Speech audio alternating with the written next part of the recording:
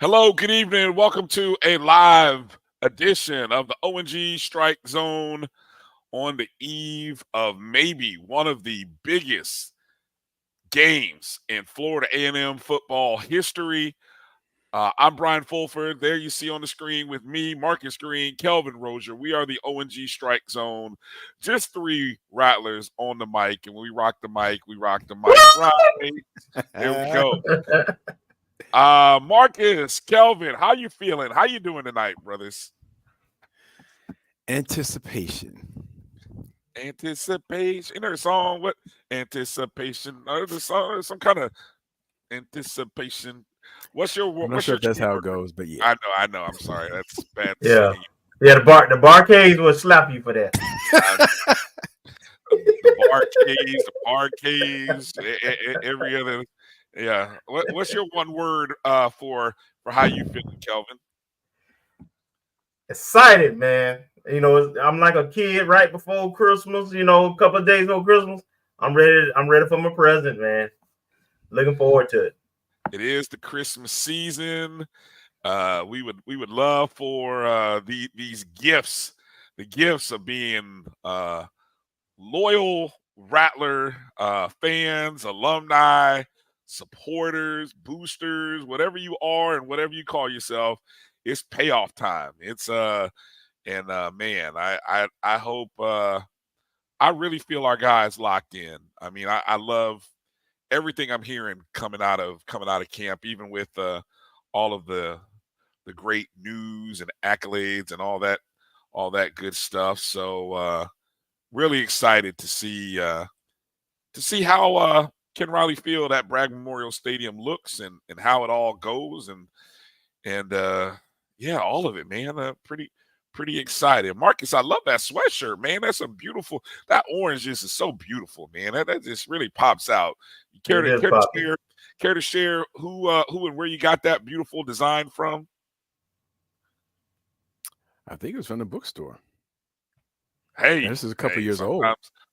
Hey, that's all right though. It looks like, you know, it looks perfect. That looks good. What is that? That embroidery, that twill? What is that? Velvet on them letters? What is that? You might be going a little on that edge. What is that? Velvet? It feels good, but yeah. How's the weather up there in the cold Northeast? Well, it's hoodie weather and maybe a little bit beyond hoodie weather. Yeah. I don't think it got above 32 today. Oof, yikes. But I know Liv is feeling it too, because she's in Minnesota. Yeah. Oh, yeah. I saw Liv jump in the chat room. Liv, give us a weather update. I saw you in the chat room. Let us know how cold is it in Minneapolis. Hey, you can't tell how cold it is with them pictures.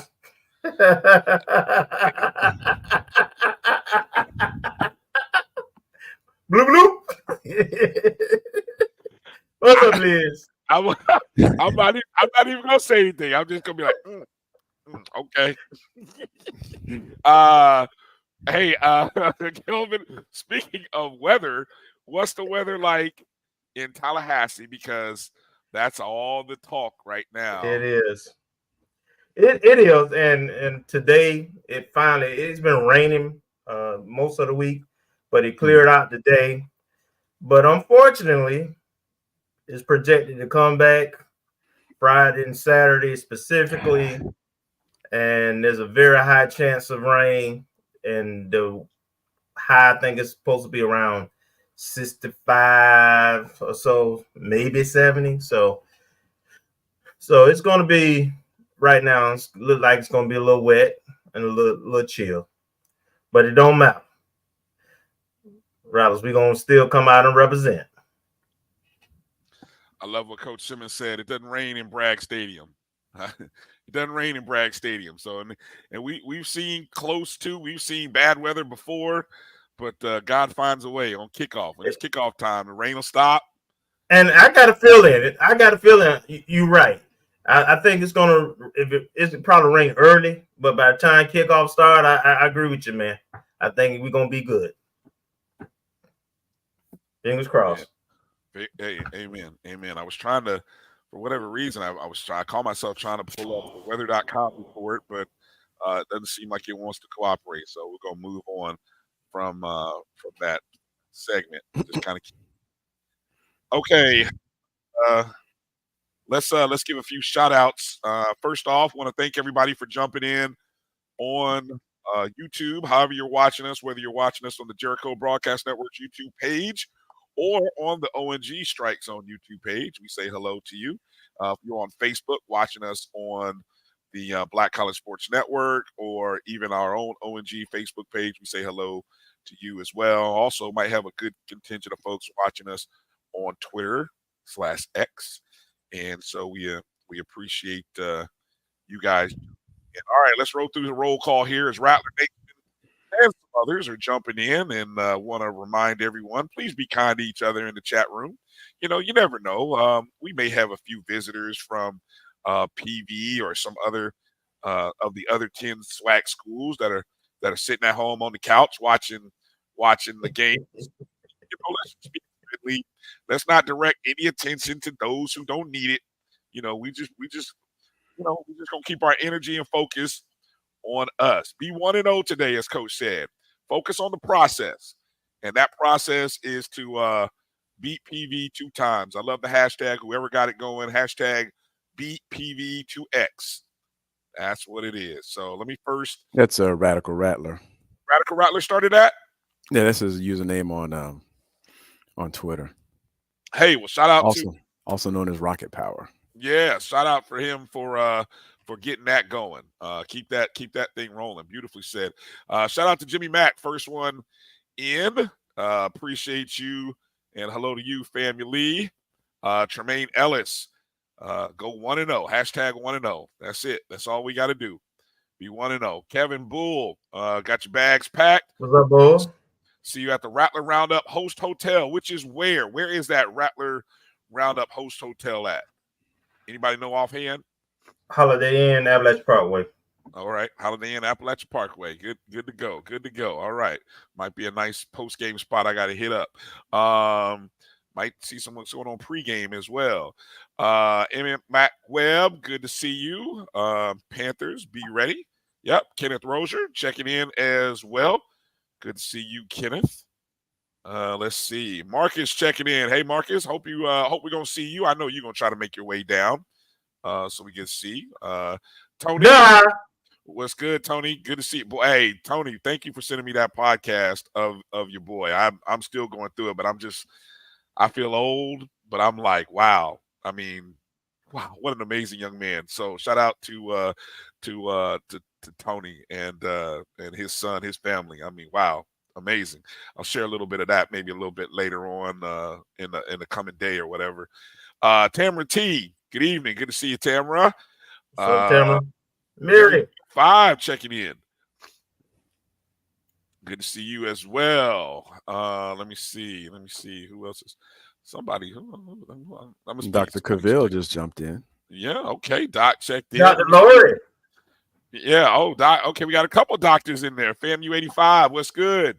Doc checking in. I know Doc says she's going to be in town, so we'll make sure to catch up with you, Doc. Let you know where we're going to be. Still working out the final plans. I don't want to say where we're supposed to be, just in case something happens mysteriously. We're supposed to be good, but I don't know, man. FAMU be sometimes. Anyway, let me keep moving. Positive vibes. You're right. James Austin, what up? How you doing, James? What's up, James? Good to see you. Let's see. Coming in, a lot of people shouting out each other. Good to see you. Yep. There's Liv. Good to see you, Liv. Yeah. All right. Hey, Kelvin gonna get me in trouble. Hey, Miss Joanne checking in all the way from Hey, California. Miss Joanne. How's the weather in California? While we're doing weather updates in this opening segment, Miss Joanne, you give us a weather update from California, where it never rains in Southern California. That's what I hear. Somebody sang a song about it. Rick Kinsey checking in. Bragg needs to be sold out. I believe it will be sold out. Now the weather. Hey, put some ponchos on, people. You don't take these things for granted. Let me just say that. Right? Yeah, I'm chill, baby. Hosting.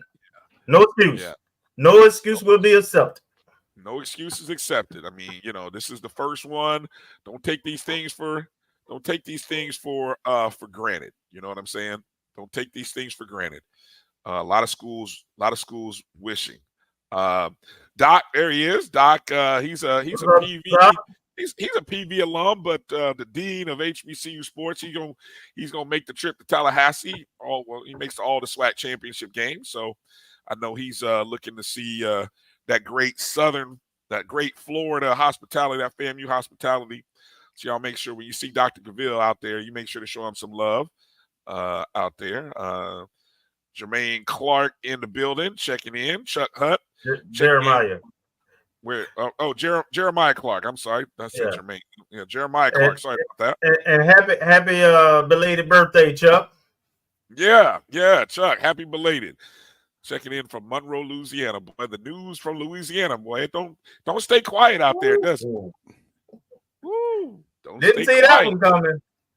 I'm gonna say I kind of saw it coming. I did. And this is case you've been in just 2 years. 2 years. Yeah, that's tough. Hey, he got paid like he was there for 4 years. When I saw the money, yeah, I understand it.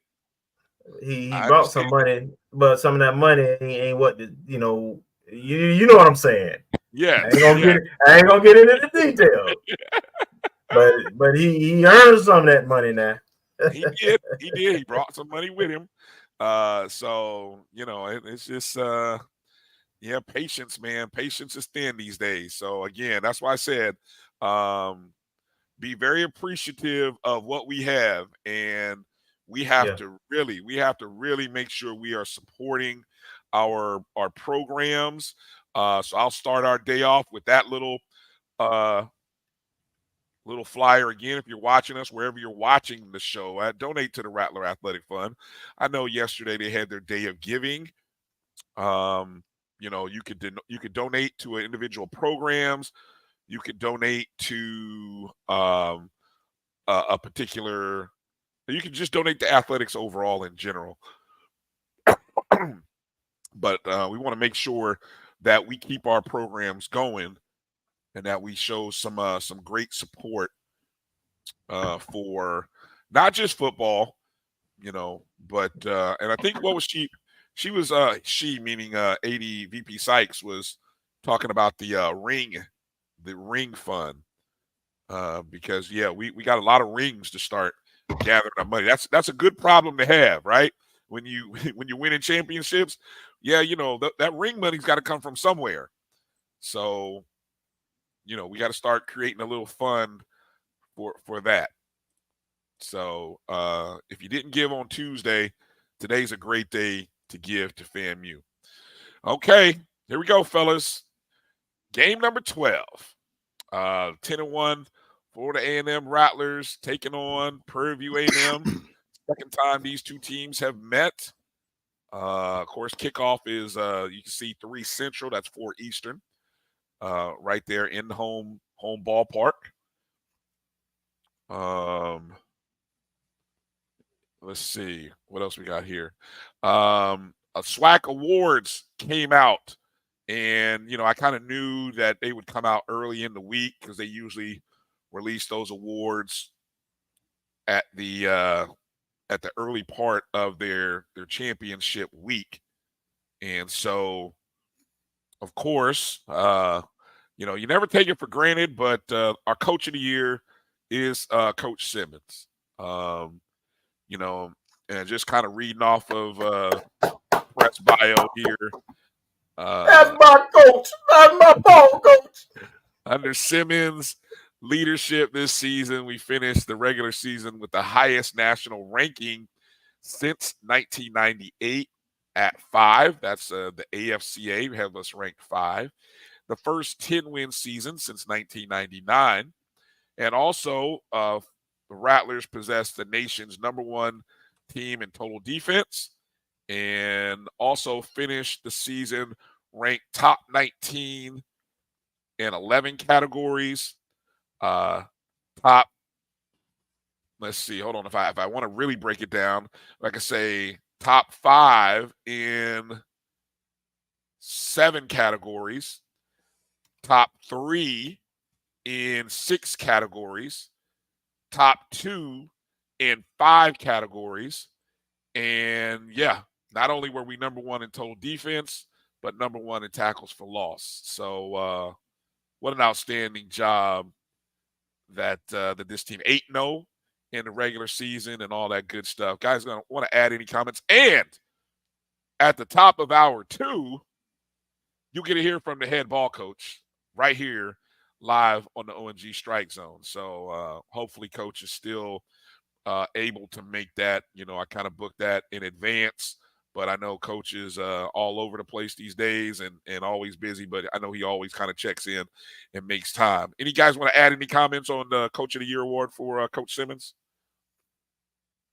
Go ahead, Marcus. Oh, nope, well deserved. And I don't know. That's about all he could say. I mean, he's 10-1, undefeated in the conference. Lone losses to a USF team, which probably, I don't know how much that plays into it, but well deserved. And the team has, despite our criticisms and things that we'd like to improve on, team has taken the mantle, has taken the taking things and moved forward and been the best team in the conference to date. Yep. Under his leadership. Yep. Yep. Well, he got the monkey off the back in terms of winning the East. We got a couple of more things we're shooting for, but 9-2, 10-1. That's the model of consistency. You lose players to the NFL, graduation, bring in players, and the standard still is excellence. And you hear Coach talk about it. We already established winning is hard. It's not easy.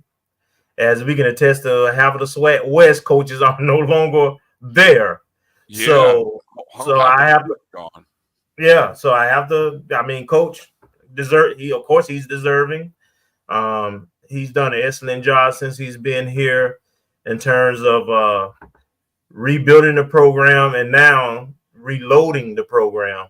So I mean. You've done, what can you say? He's lost coaches to the NFL, to other schools and so forth, and even with bringing other talented coaches. So, he's supposed to be the coach of the year. Good job. Great job, Coach Simmons. And thank you for everything you do for the program. Yeah. No, I was in the middle of just checking up on a couple things here. So let me kind of move forward here. You guys got some good action going on in the chat rooms. Love it. Love it. Keep it going. Seems like we got some plugged in folks in the chat room. Of course, Coach Simmons is an Eddie Robinson Award finalist. That's the FCS National Coach of the Year, sponsored by Stats Perform. And as you can see, FAMU's 22-2 record over the past 3 seasons is the best of any, and we mean all teams in the SWAC. And this is just us joining those first 3 years. So, and this is coming out of what? COVID. Yeah, coming out of COVID in a year where we did not play any football whatsoever. No spring, no nothing. We just, wow, amazing job. Absolutely amazing. We got any other, let's see, what's the next we got? Okay. The awards don't stop. The awards don't stop because we've not only got the best coach, we got the best defensive player in the SWAC, and that is none other than Isaiah Major, Defensive Player of the Year. Also a Buck Buchanan Award finalist, the FCS National Defensive Player of the Year candidate as well.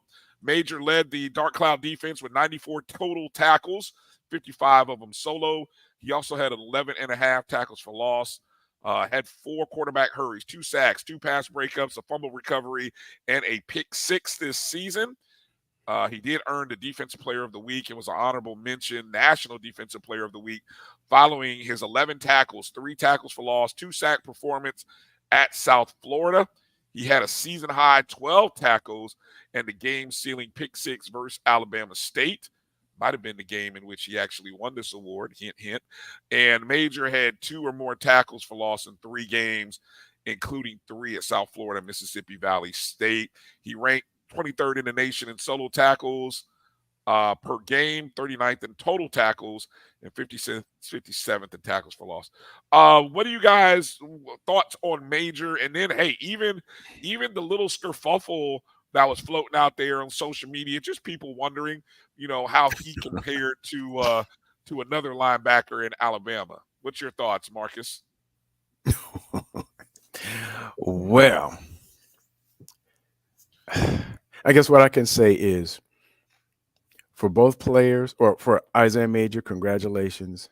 He was a deserving awardee for Defensive Player of the Year, because you could tell he was the heart and soul of our defense, which happens to be ranked or statistically number 1 in total defense. As far as in the nation, in all of FCS. And I know there's folks talking about that too, and BJ got them straight about whatever. But in terms of all this other stuff, it's an award. All this bantering back and forth, and some of it seemed like way out here. Mm-hmm. There's nothing we can do to change the votes. It is what it is. And the young man from Alabama State certainly has put up the numbers. He has. But as Coach Simmons talked about in the QB 220 QB Club today, you can't vote for your own players. It's grayed out. So you can't vote for your own players, and it's voted on by the coaches and the SID. So that's where things fell. You can't control it, and there's no amount of back and forth on the internet or grabbing people's pictures and putting them on. All that stuff won't change the votes. But and I hope it doesn't put a damper on Isaiah realizing this award, which was truly so, and that's the biggest thing about it. Yeah, he got the hardware. So I mean, you can hate me now. Exactly, you can hate me. Yeah, exactly. Whatever. There was a reason why he was a preseason defensive player, national defense, or he was a preseason defensive player of the year too, if I'm not mistaken.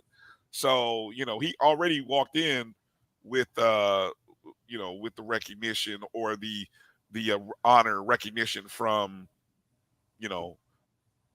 those same voters. Go ahead, Kelvin. Yeah, the only thing I was going to say, and this applies to both the offense and defensive player. Congratulations to the Rattlers. I'm a Rattler.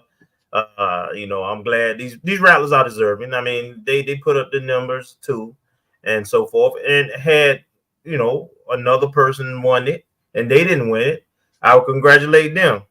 Mm-hmm. It's going to be one award, and like you say, the coaches and the SID spoke. I can understand that some felt like the young gentleman from Alabama State got shafted last year, but the SWAC seems to go with players on the best teams who dominate. I mean, we won all the games, so one by double digits in the SWAC, right? Yeah. And we had 13 preseason picks on the all SWAC team, and I would say to be able to put up the numbers that Isaiah put, considering who he played with and how much we rotate players, is impressive. One thing I think a feather in his cap is he does come off the field. The other guy don't come off the field, and the system is geared for him to make channel a lot of the plays to him. But he's a great player. But at the end of the day, Isaiah Majors Defensive Player of the Year this year, and he's worthy of it. And congratulations. Hey, and I see, Kenneth, mentioning that, Alabama State has some thoughts about that their defense was number one based on some other website or some other service. I want everybody to go to this site, SWAC.org. Go to that site and go look up totals for overall, and then go look up conference only. And in both categories, whether it just be the 8 games in conference or the total 11 games in a season, guess who the number one defense is? Guess who the number one scoring defense is? So, yes, no disrespect to Alabama State. Good team. Great team, in most instances, unfortunately, couldn't get the job done to keep Prairie View out of the SWAC championship game. Couldn't keep us out of the SWAC championship game. So, hey, good season, good game, good effort. We'll keep it moving. That's how that goes. All right. We also got one other award. Should I get the one other award now or yeah. Save it? No, let's go and get it. No, let's get it. That's my quarterback. That's my quarterback right there. Offensive Player of the Year. That's right. Jeremy Musa right there. Jeremy, also a Walter Payton Award finalist. Moose led the Rattlers, 27th best scoring offense in the nation, finished the season 2,416 yards, 18 passing touchdowns, a rushing touchdown in just 10 games. He finished the season nationally ranked in yards per completion, that's 19th, passing yards per game, 20th, and passing yards, 27th, as well as passing touchdowns, 29th. Led the SWAC in all those categories except for yards per completion. He had 2 300-plus yard games this year, including a career high 374 at South Florida. That's the only FBS team that we played. He threw for 325 at Southern as well. Can't say enough good things about Moose. And, man, hey, and I think his record, let me see how many, it's something like he's only had, let me see, he's won, let's see, 9 plus 18 and 3 in two seasons as the starter for Florida A&M. So that speaks volumes. Quickly, guys, because we got to get to a break. What's your thoughts you want to share about Moose?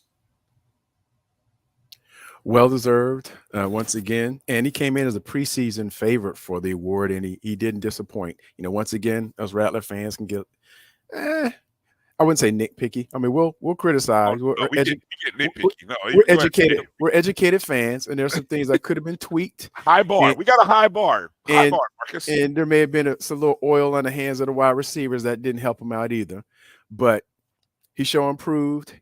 He's leading the SWAC in passing yards, and has led our offense to 10 wins or 9 wins. I guess he didn't play in the Lincoln game. But other than that, 9 plus win seasons. He'll go down as one of the greats on one of the great teams. Put his name right there along that long list of Rattler quarterbacks from the Joe era and others. And number 8 will definitely and he's not done. And he's not done. That's what I'm saying. He's not done. Kelvin, go ahead. Oh, you're on mute, Kelvin. You're on mute. Yeah, he can put a bow on this thing if he win two more games. But I mean, he's deserving. I mean, 18 touchdowns, 8 interceptions, and like you say, he a stat game. He didn't even play, and he was by far the best player in quarterback in the conference. So again, I could understand if it had went a different way and folks argue Owens. I would have had no problems with that neither. But again, the SIDs, the coaches have spoken. He's the leader of the best offense in the conference, number 1 team in the conference. Again, won all games by double digits. So congratulations to Moose. And he did it and persevered, even, as Marcus alluded to, as he was being critiqued. Sure. So, Yeah. and he handled it like a champ. So, number kudos to him. Yeah, exactly. First class all the way. And you'll never catch him complaining. And we love it. We love it. Hey, all right, we're gonna take a break because coming up, we got a host of interviews as we get ready for the SWAC Championship. We're gonna talk to some Rattlers, some alumni. The last time FAMU was in a playoff game, the last time FAMU pretty much Hosted a playoff game. Hosted a playoff game. Yeah, thank you. Hosted a playoff game. We got 3 Rattler alums who are going to come on and talk to us. Going into the second hour, we got a pair of coaches and friends who coach together, work together. Hopefully, we'll have Coach Willie Simmons at the top of hour 2. And then we're going to bring on Coach KJ Black at the bottom of hour 2 as well. So we got a loaded show coming up for you. So hang in there with us. And we're going to take a step away for a quick moment. And you're watching the O&G Strike Zone right here on the Black College Sports Network. We'll be back in a short 2-minute break. If you think all pads are exactly the same, think again. This is Always Ultra Thins reinvented with the Always Triple Protection System.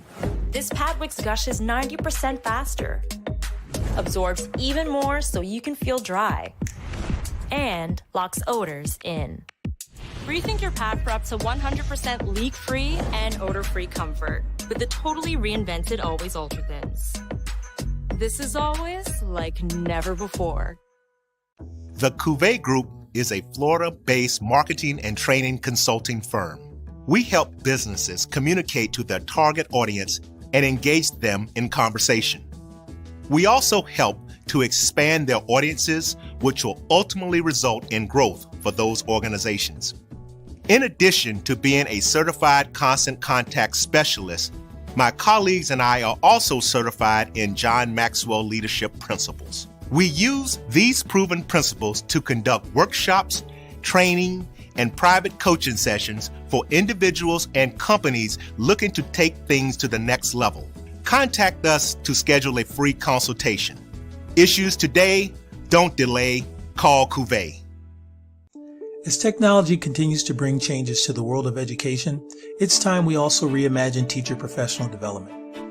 Gone are the days of one-size-fits-all learning that can only be accessed at a specific time and place. The Stride PD Center is an on-demand library of mobile-friendly courses that allow educators to learn anytime and anywhere. Our dynamic courses provide bite-sized learning and help educators advance their knowledge while also gaining professional development hours. The best professional development plans are those that include a level of flexibility and choice for educators.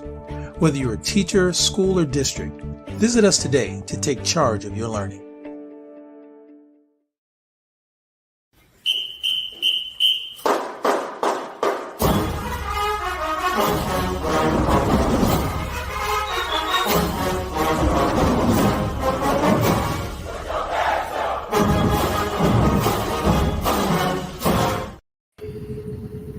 All right, welcome back to the O&G Strike Zone.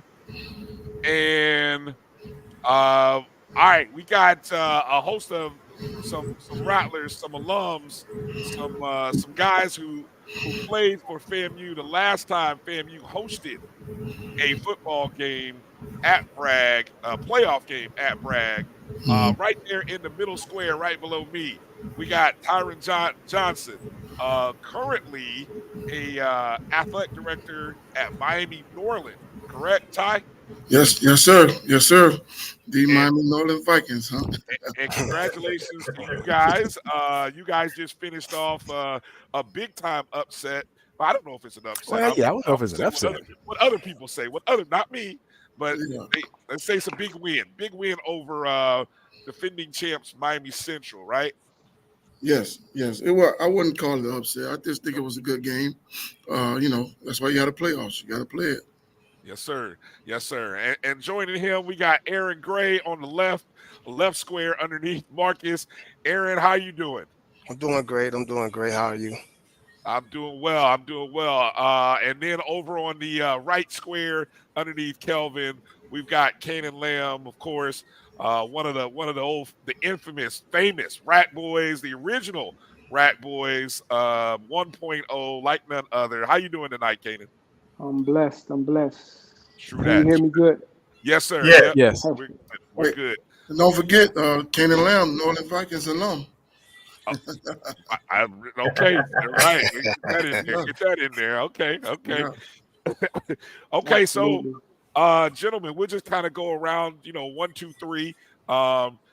Obviously, you guys were a part of and we all part of watching maybe the golden era of FAMU football. I mean, there's an era that, of course, the Jake Gaither era, the Hubbard era, and we were part of the Billy Joe era. You were a part of the Billy Joe era, and we've kind of seen what Coach Simmons has been doing. Talk a little bit about that era that you played in, and as you're watching Rattler football these days, what kind of memories come to mind? We'll start with Ty and then go to Aaron, and then you jump in there, Kanan. Yeah, well, for me, again, I've never stopped watching the FAMU guys that came behind us. I'm loving what Coach Willie Simmons is doing. This season, the only thing that stuck out to me that I was a little upset about was that Bethune-Cookman streak that they had going on. It was bothering me. I was sick to my stomach because we never lost to those guys. So but it happens. You can't win forever. Ties change, and he helped start a new streak, and I know we're going to continue to do great things going forward. But going back to our days this season that they've had last season, also like I'm talking in general, I followed a lot. It does remind us of our 90 days with Coach Billy Joe because he was there most of the 90s. I got there in 96 to 99. And, we had a good time. We had a good run. And, we expected to win. We had a good group. It was about, I would say, 28 to 30 of us that played together for like 4 years. So we expected to do good things back then. How about you, Aaron? I follow FAMU football faithfully. I coached in Broward County for like 17 years, and I love the Rattler football. I love it. I love what Coach Willie Simmons is doing up in Tallahassee because I when I watch them play, they remind me of when we played. We expect to win. We don't go into the game hoping. This team this year expects to win. And I'm loving every game. I be in a group chat with fellow alumni on Facebook. So I'm excited to see them continue and get this win. And I always been saying all year, just win. You don't care if it's ugly, it's a blowout. Just win the game. That's all that matters. Is getting the W. Right. Well said. How about you, Kanan? Yes. I got a call prior to the first Orange Blossom when they were getting ready to play JSU, and Coach Brown from Coach Willie called me out of the blue. That was my first time meeting him,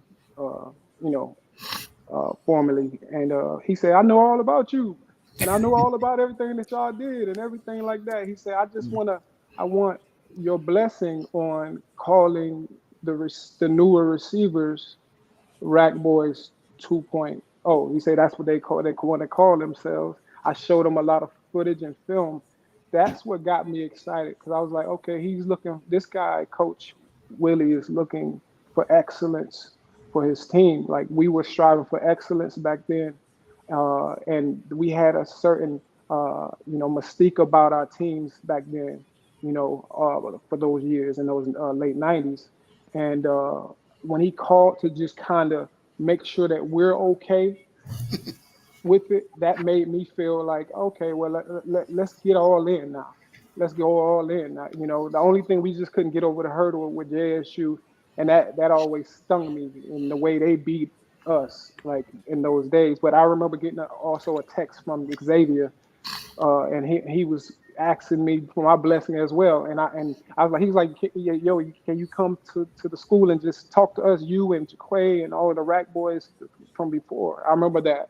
And I was like, I remember knowing that kid is special, you know. So I've been watching off and on, you know, my career. You know, I've been doing a lot of other things that had nothing to do with football specifically, but I always know because Bethune-Cookman gonna tell me if I have friends that went to Bethune-Cookman, they like, yo, y'all, yeah, we got y'all again. I'm like, yeah, I don't remember losing to y'all. So when Todd spoke about that, you know, it made me remember that that's what the mold had been over several years. Go ahead, Kelvin. So you guys collectively won a lot of games, and you talked about expecting to win. And then you also went to the playoffs, 3 years, I think it was. So 4 years with me. Okay. So talk about the approach going into the playoff games. Was anything different? And what this team, any kind of advice you may have for this team, prepare them for their first postseason. Well, some of them played 2 years ago, but playing for a championship. Yeah, well, for me, like I said, when I got there in '96, we went to the first round. We actually lost to Troy State that year. Second year, my sophomore year, we went first round again. We lost to Georgia Southern. And then junior year, which was '98, we had that home playoff game against Troy State again. And in my mind, and I'm taking the concept of the team, you know, it's steps. And I know, like you said, this team was maybe 2 years ago, but it is steps to me always to that transition to be the best. Sometimes you got to take your lumps. And I know for a fact we knew we wasn't losing that game. We was actually shocked that they gave us a home game, in my opinion. I'm speaking for everybody, but I know we were, because we wasn't getting the respect that we thought we should have gotten. But we did get one. It happened to fall on Thanksgiving weekend that year, but it was still a good turnout. But it wasn't about the turnout. It was about us. We knew we had to get over that hump. I wish we could have kept it moving. You know, Western Illinois was a tough loss. But again, think about '99, same thing. We didn't get the home field, but shoot, we did damage. You know, we did damage the following year, getting up to the semis, and losing to Youngstown. But I would say for this team, just play it like you've been there before. It's not another game, but just know that after this game, your season can be over. So think about what's in front of you, take care of your business, and that'll be my advice. Aaron? My advice is there will be a lot of distractions this weekend. And with family, friends coming in town, and this is a playoff game. You lose, you go home. You win, you go to the Celebration Bowl. So everyone has to be dialed in, not taking shortcuts, not trying to sneak and do this, do the wrong thing. Be dialed in because it's a playoff game. Yeah. You're home. You earned the right to play a home playoff game. Exactly. Every university would love to play a home playoff game.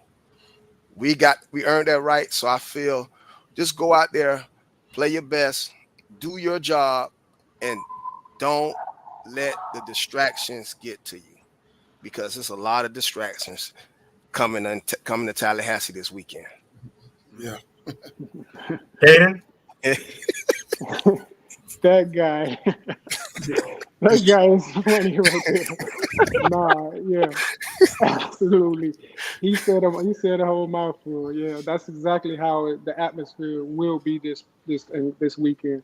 But I would say, you playing. This is the second time against the same team, Prairie View, correct? Yes. In the same season. Yeah, it's always hard to beat someone twice, right? And that's what they all say, and that's true. And you should expect something different. Expect the team to come out and exploit the things that they did great the first time. You know, if they did a few things great, they're probably gonna go at those little things and make those perfect this time. So you have to pay attention to the things that they capitalized off of FAMU with the first time. If they got 7 points, figure out how they got 7 points. You know, and this time make sure that you go and just really have respect for the team. You know, don't disrespect because you beat them, blew them out the first time. Always respect the opponent, especially this week, because they're going to be playing out of their minds trying to get out of there with a win. Yeah. Great points. Great points. Marcus, go ahead. I wanted to ask you, gentlemen, what were your fondest memories of that playoff game in 1998? Once again, the last time we hosted a game, and I was fortunate enough, and I'm sure Kelvin probably was too, maybe Brian was there as well, to be in the audience to see you guys put a whooping on Troy State, who actually probably quite a few, including, I guess, Mr. Johnson, quite a few NFL players. And I went back and looked at the YouTube footage, and I think freshman O.C. Umenyiora was on that team from Troy State. Yeah. And so just give us your memories of the game. Well, I've been going first. I might as well keep it going, right? For me, I want to say, if I'm not mistaken, I don't like to toot my own horn. I never was that kind of guy, but that might have been my best game of the year. But I think I know why, and everybody, people on our team knew what was going on, but you know, of course, everybody didn't know this. But my brother, am I still there? Oh Yeah, you good? Yeah, I'm sorry. My brother, Orrick Johnson, I'm sure y'all know who that is, was actually hurt that game. And I don't know, I just took it upon myself to step up, even though no one asked me. I just did that. And I played DN and D tackle. So, you know, I figured if I stepped up, he didn't have to do much. I wound up, if I'm not mistaken, getting a sack, fumble recovery, and an interception that game. Ooh, that boy balled out, boy. Yeah. That boy balled out. And Triple threat. And it was like, say, it was fresh off of the classic. You know, we fresh out the classic, but that was behind us. Again, all I was thinking about, and I think it was, like I said, it was for my brothers of the team, but I was thinking about our leader, which was my brother at that time, you know, All-American, and I know he was hurt with his knee, but he still, of course, went out there, but the team didn't know that. And I think the box in front of him did an awesome job of not letting that show, if that makes sense. So that'll be my fondest memory of that particular game. Yeah. My fondest memory, I mean, it was at the end when we won the game, and the naysayers, the people that didn't believe in us, didn't expect us to win that game because that Troy State had beat us in the previous years. So I was excited just to be on the field with my teammates celebrating, and just taking a snapshot of the faces of the people who were in disbelief, because there was a lot of people out there expecting us to lose that game. And if you people don't remember, we should have played a home game the next week. Yes, we should have. Yeah, we should have played a home game next week. But see, they thought we was going to lose. So people didn't do what they were supposed to do. But that was my funnest memory, seeing people put pie in their face. Yeah, no, absolutely. What Aaron just said is kind of to capitalize on what he said. You know, there was rumors and rumblings and mumblings that Troy State was possibly going to go D1A soon. So I remember feeling like, oh, so we getting ready to play against a D1A school pretty much, and we got to come with our very best.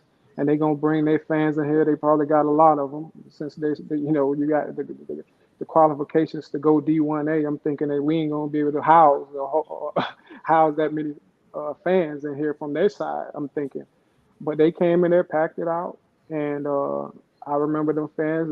They were talking nasty, going crazy, but we were at home, so they didn't expect us to come with the type of game and the game plan we came with.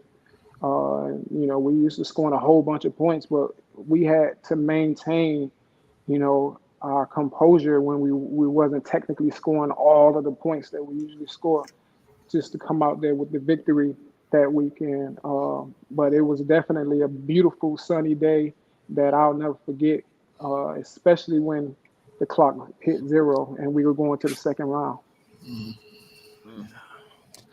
Yeah, that was that's one of those moments where it's like if you were there, you know what the work that went into getting to that moment. And it's funny because there are a lot of HBCUs that are making those steps of being first time in the playoffs, and it's kind of interesting hearing certain fan bases, just talk about that struggle. And we remember, I'm sure you guys remember as players, and we remember as fans and things like that, watching.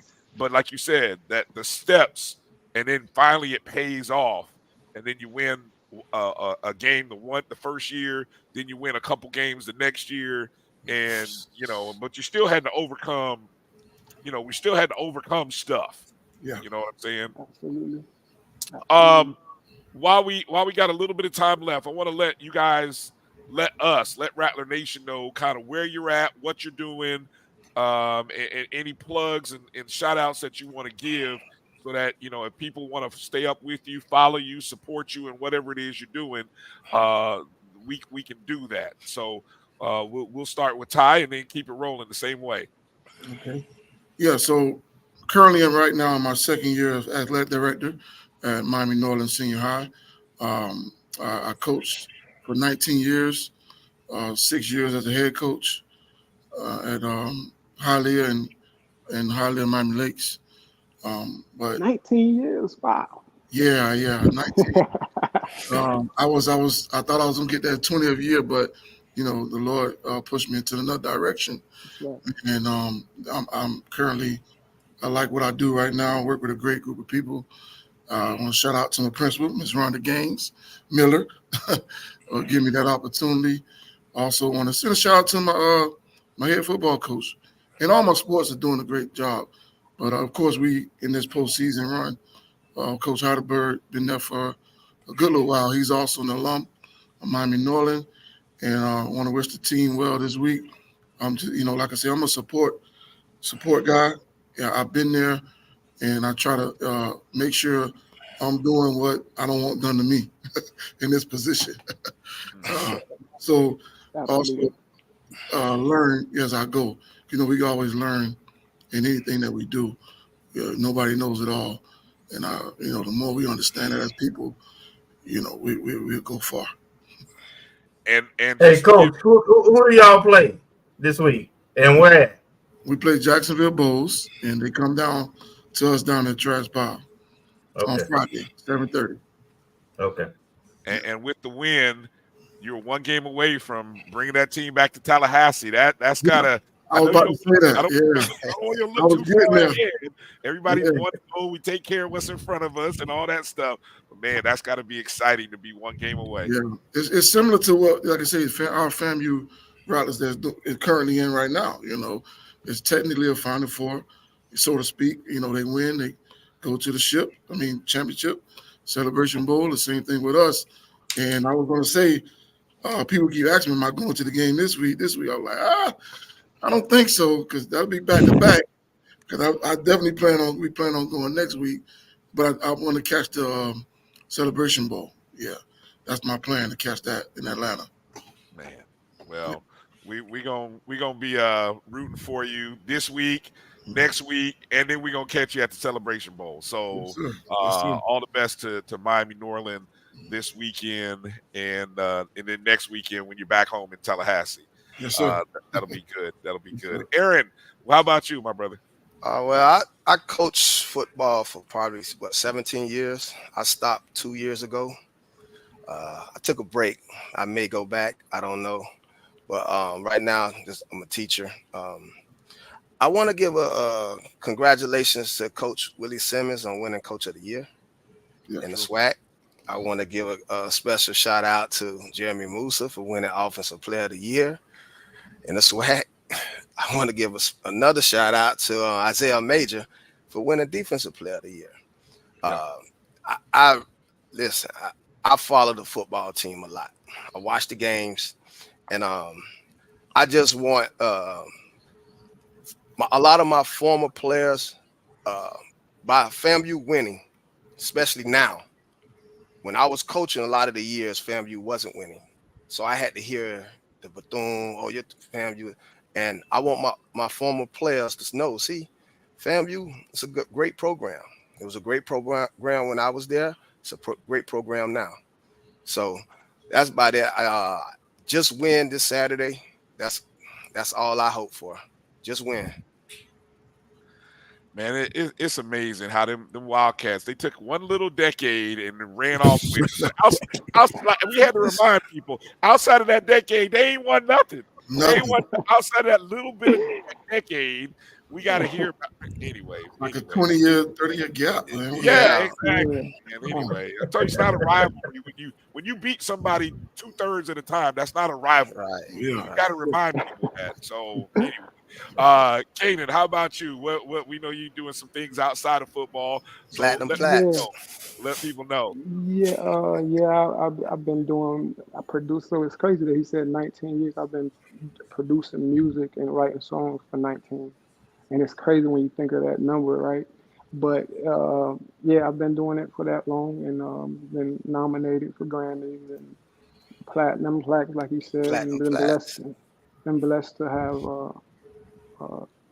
The opportunities that I've had and capitalize on those opportunities. So if you wanna reach me about music or anything like that, even football, I'm still sharp. I understand what's going on. I follow every like Ty bringing up the high school stuff. I've been following high school football more than I follow like college a lot of times, just knowing who the guys are and where they're going. So if you want to reach out to me, ask me questions about anything from music to football to anything, life, just hit me at The Real Lamb. So it's DA and then The Real Lamb on Instagram and everywhere else. But that's it. I think that's what you guys were asking for us to deliver. Yeah. Okay. That's definitely what they was asking. Yeah. So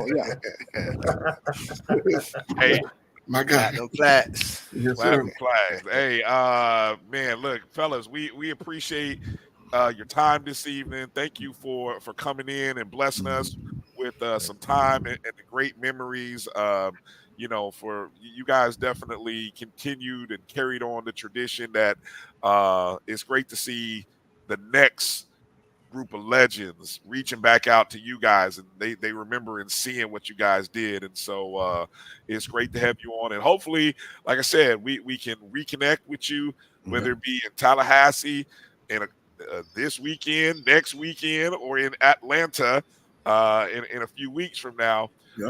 We can connect. But anytime you got something to share with Rattler Nation, you always got a home right here on the O&G Strike Zone. All you got to do is reach out, tag us, come on in. This is home for y'all. So whenever you want to come in, you got a spot. Promote, talk about, whatever. You need our help, just ask. We got you. We're there for you. Really appreciate that. Thanks for having us. Thank you guys for coming. Thank you for the invite. I'll be seeing y'all 2 weeks straight. All right. That.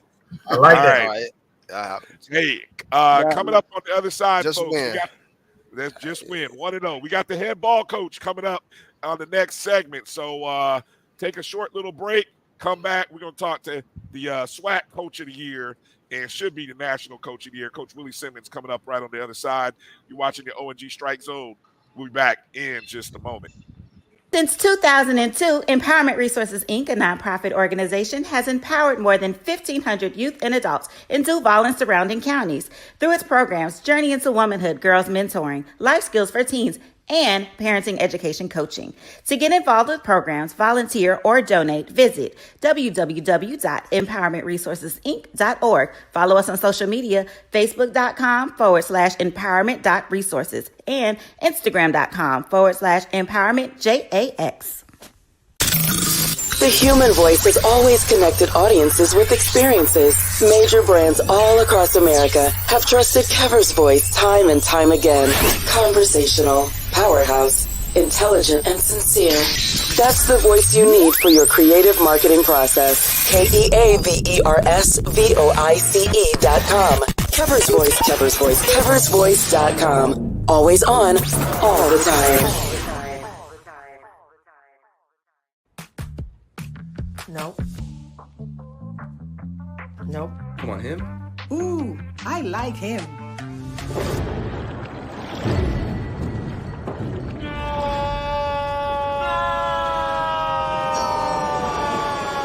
Quick, the quicker picker-upper.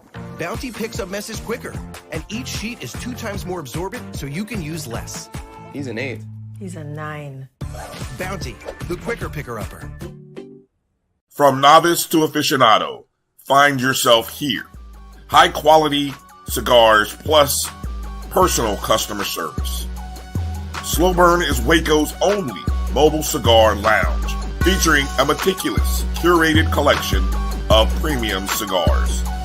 Visit our website, www.slowburnwaco.com.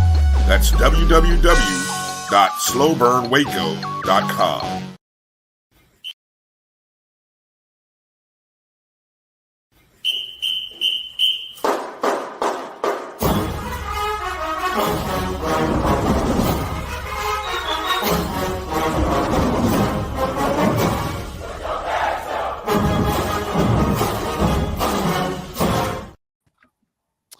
All right, welcome back to the O&G StrikeZone, and there you can see none other but the SWAC, or 2023 SWAC Head Coach of the Year and soon to be FCS National Coach of the Year. I'm just speaking in English. There you go.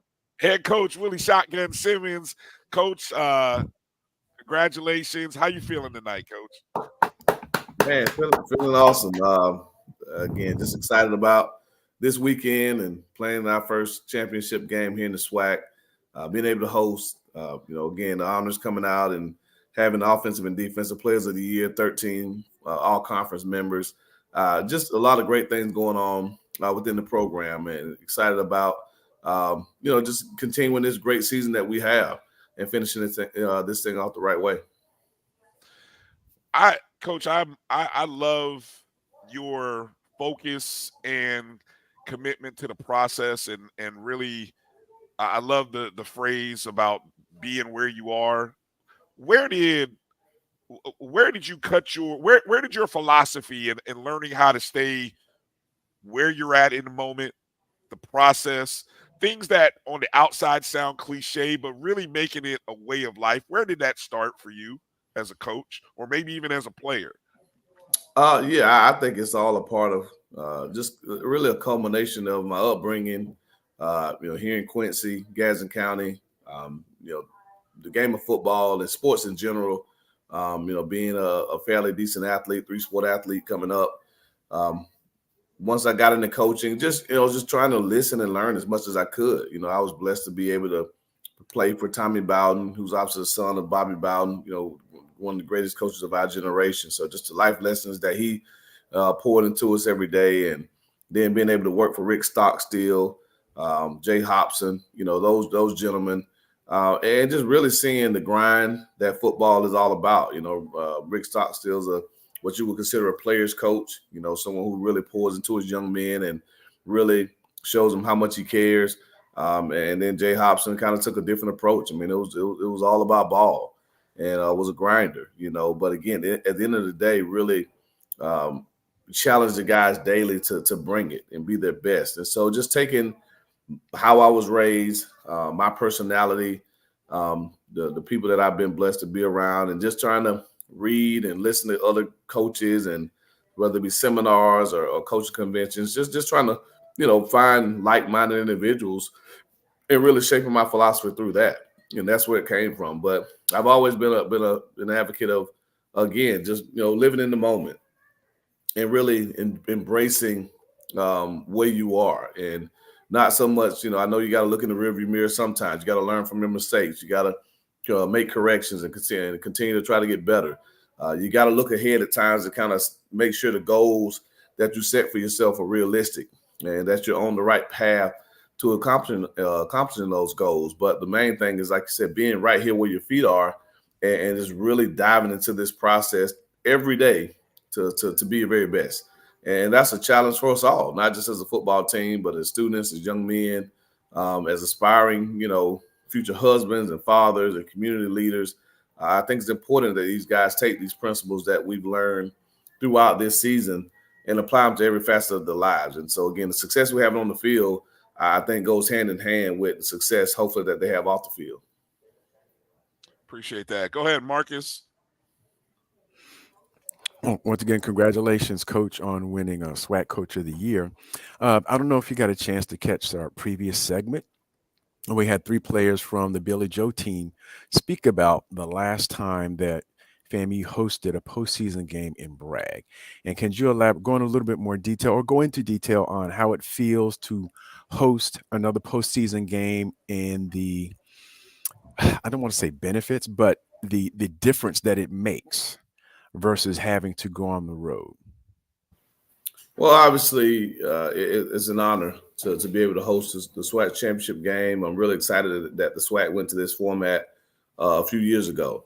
Back during my time at Alcorn State and even at Prairie View, the championship game was played at a neutral site.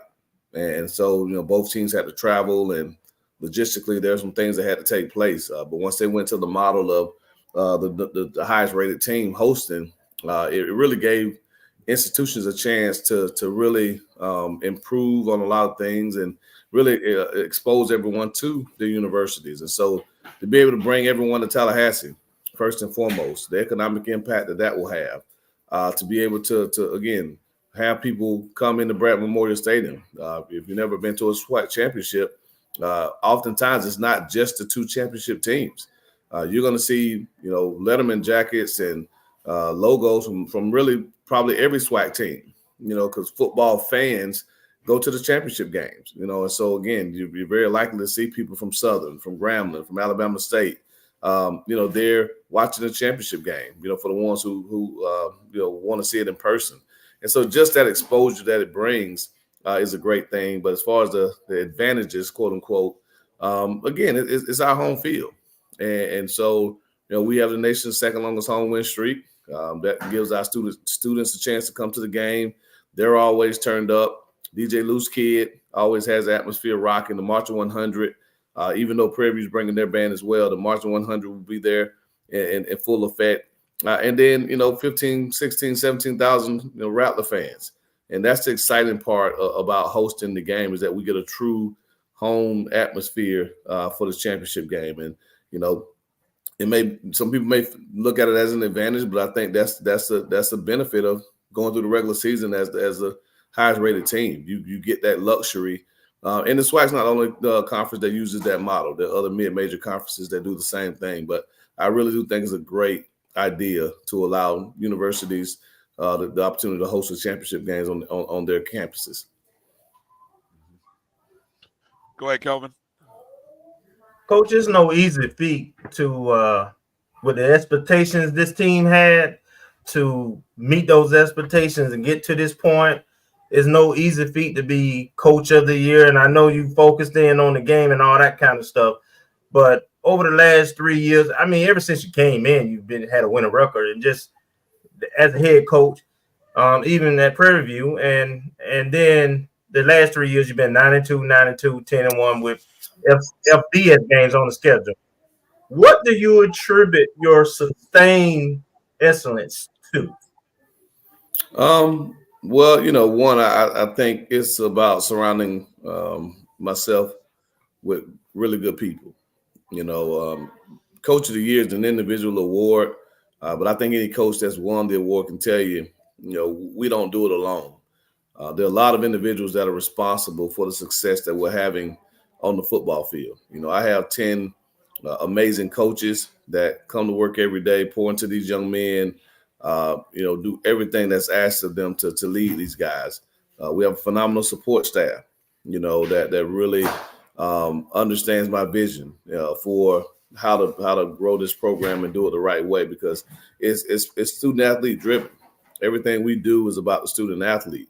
And so I think the success that we've had at two places has largely been because of that, and really just trying to get these young men to understand the opportunity they have to be a student athlete at FAMU. That was, and I've said it before, that was one of the first things that I did when I took the job back in 2018. And one of those very first team meetings, may have been the first team meeting, after we kind of talked about what we wanted to be, how we wanted the program to look. I asked the team if anyone on the team could sing the school alma mater, and no one could. And I said, right there, we got a long way to go because clearly guys don't have the love and the passion and appreciation for Florida A&M that you need in order to go out there every day and give it your all for this school, for your brothers. When you say you're part of this family, it's a real thing. And so we really wanted to make the guys understand that. And I told them that day, we'll win when everyone buys into that philosophy, not a day before. And so thankfully for us, we had a great group of seniors that first year in 18 that really bought into it. And it's just grown since then, So had the first winning season in 6 seasons in 18. And since then, it's been 9 wins. And we finally been able to get over the hump to 10 wins this year and playing for a championship. So, again, all those things have led to us getting to this point. It wasn't an overnight success. We've been at this for 6 years now, and it's great to finally see the fruits of our labor, paying off. Coach, if I'm not mistaken, I was looking back since 2014, was that was your first year at Alcorn? That was the year you guys went to the SWAC Championship game, correct? And you guys won that game, right? 2014 was my last year at Alcorn, actually. Okay, I'm sorry. 12 was my first. But that was the year we won the SWAC Championship. Yes, the first SWAC Championship for Alcorn while I was there, but maybe that's okay. That's what it was. So I get my question was going to be related to that. Obviously, it wasn't a home game. That was a neutral site. But just the preparation that goes into preparing for that game. Have you done any kind of looking back on whether it be thoughts or notes you might have took back in helping you with this week, or has it been conversations you've had with other coaches over the past 7-8 years? Give us a little background on the preparation and the planning that went into reminding your guys about the importance of this game, or just this game in general. Yeah, I mean, obviously we'll see the outcome on Saturday, and whether our philosophy led to us finishing this thing off. But me personally, I didn't approach it any differently than any other game we prepared for this season. I'm real careful about putting too much emphasis on one game and saying, hey, this is a classic game, or this is a rivalry game, or this is a championship game, this is an FBS opponent or Division II, because I don't want to get our guys in the habit of riding the emotional roller coaster, so to speak. I don't subscribe to that philosophy of getting up for a game or playing down to your competition. At the end of the day, it's our job to play Rattler football. And if we prepare to play Rattler football, the results take care of themselves. And so whether we're playing an FBS opponent, a Power 5 opponent, whether we're playing a quality Division II team, a conference foe, or a rival, it's the same approach. We don't change our practice schedule based on who we're playing or what time of year it is. And so, yeah, we had a bye week between the Classic and the championship game. We treated it as a normal bye week. The only change we had to make was accounting for Thanksgiving. And so we always try to get 3 practices in during the bye week. We take 2 days after the game for academics, practice 3 straight days, give them a couple of days off, and then come back on Sunday for scouting report. We used that same schedule last week. The only difference was we didn't go on Thursday because of Thanksgiving. So we went Monday, Tuesday, Wednesday, gave them Thanksgiving off, Friday off, and then Saturday, and we brought them back Sunday for our scouting report. So, try to keep routine. Our guys operate better when they're in a routine. When you start switching things up on them, it kind of throws them off the game a little bit. So, again, we'll see the results Saturday, but we've tried to be as consistent as possible with how we prepared all season. I don't think you change anything because it's a quote-unquote championship game. It's the next game on the schedule. We fully prepared to play 13 games this season. That's all we talked about since we got the training camp in August. We have an opportunity to play 13. We're guaranteed 11. If we take care of business, we can play up to 13. And this is number 12. So we expected it. We worked for it. We're thankful to be here. But again, I don't think you change anything going into this championship game. And a lot of these guys do what they've done all season. Gotcha. Go ahead, Marcus. Coach Simmons, I wanted to ask, you have a senior-laden team. I believe there are 30 plus.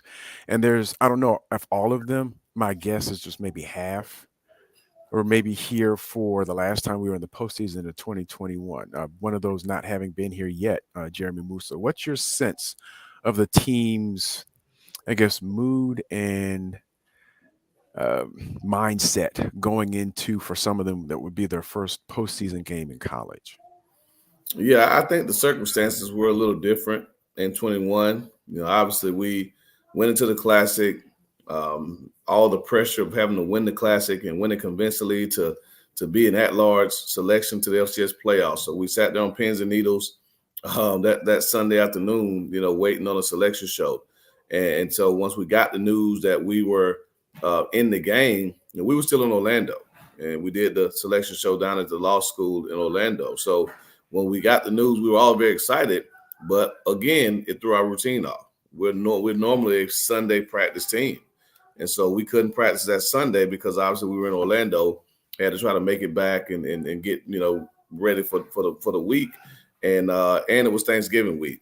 So you're talking about we had to practice on Monday, Tuesday, Wednesday, try to do a little something on Thursday, and try to get back on schedule. So just the difference in mindset of, we're kind of blessed to be in the playoffs, but it was kind of a consolation prize, because we didn't take care of business in the conference. And so we wanted to win the game. We obviously wanted to have a chance to ascend as far as we could into the playoffs. But I think the mindset was totally different.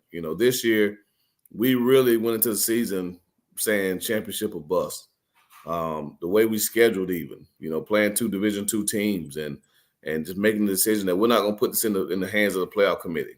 We're 100% locked in on the SWAC championship. And so now it's about, hey, this is the goal that we set for ourselves, and we got to go get it. Whereas in 21, it was kind of like, hey, we had to refocus, shift the mindset from SWAC championship celebration bowl to now playoffs, because we kind of felt Jackson wouldn't lose twice.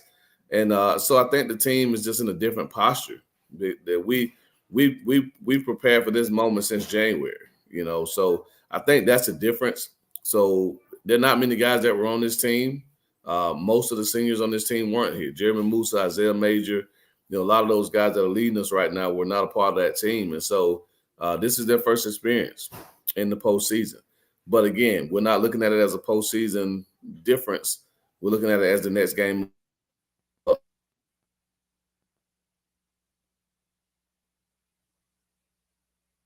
Did Coach freeze? Yeah, maybe he did. Maybe he did. You got me there? Oh, we got you. Well, we hit on there. We got you now. We got you. Okay. Yeah. So looking for a much better outcome this time. I think the mindset of this team is 100% different than the mindset of that team going into the LCS playoffs. True. Kelvin, go ahead and wrap it up with Coach. All right. I'm going to do one of my compound questions on this one, Coach. and done it in a while. So, and it's all related to the game Saturday. How are we in terms of health? Do we have, everybody ready to go for the most part who contribute? How does the rain, the projection of heavy rain and cold impact your game planning and preparation? And just your thoughts of playing on the team the second time, Prairie View, and the kind of effort that I anticipate that they're going to come with, because we did beat them handily the first time. Yeah. So as far as health, we're relatively healthy. I think the only question mark will probably be Anthony Dunn. He'll be a game time decision, so we anticipate everyone else that has been playing to play. That includes Jeremy Musa, obviously, and the other guys that were somewhat limited the last couple of games of the season. So having a bye week, obviously after the championship, after the classic, going into the championship game really helped us get relatively healthy this late in the season. As far as the forecast and the weather, I don't pay attention to it at all. Again, I said it today in the 220 Club. I said it Monday in my coach's call. One, I don't talk about weather with our staff, with our team.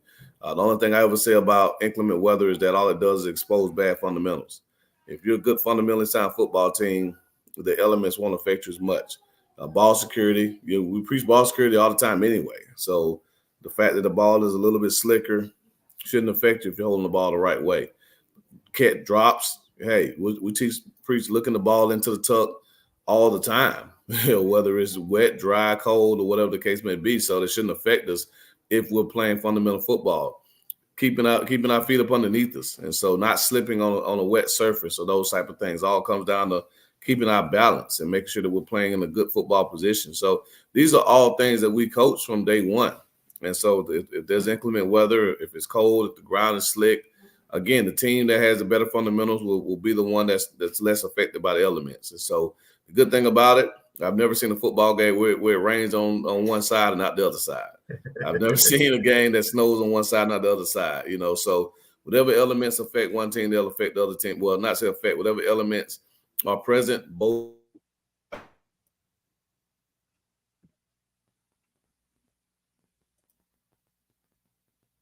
Let's see. Let's give it a minute. I think he had a hiccup the last time as well. Let's see. I hope you didn't get sniped. There we go. We got you now, Yeah. Coach. Go ahead. Yeah. So we want to be able to run the football, rain, sleet, or snow.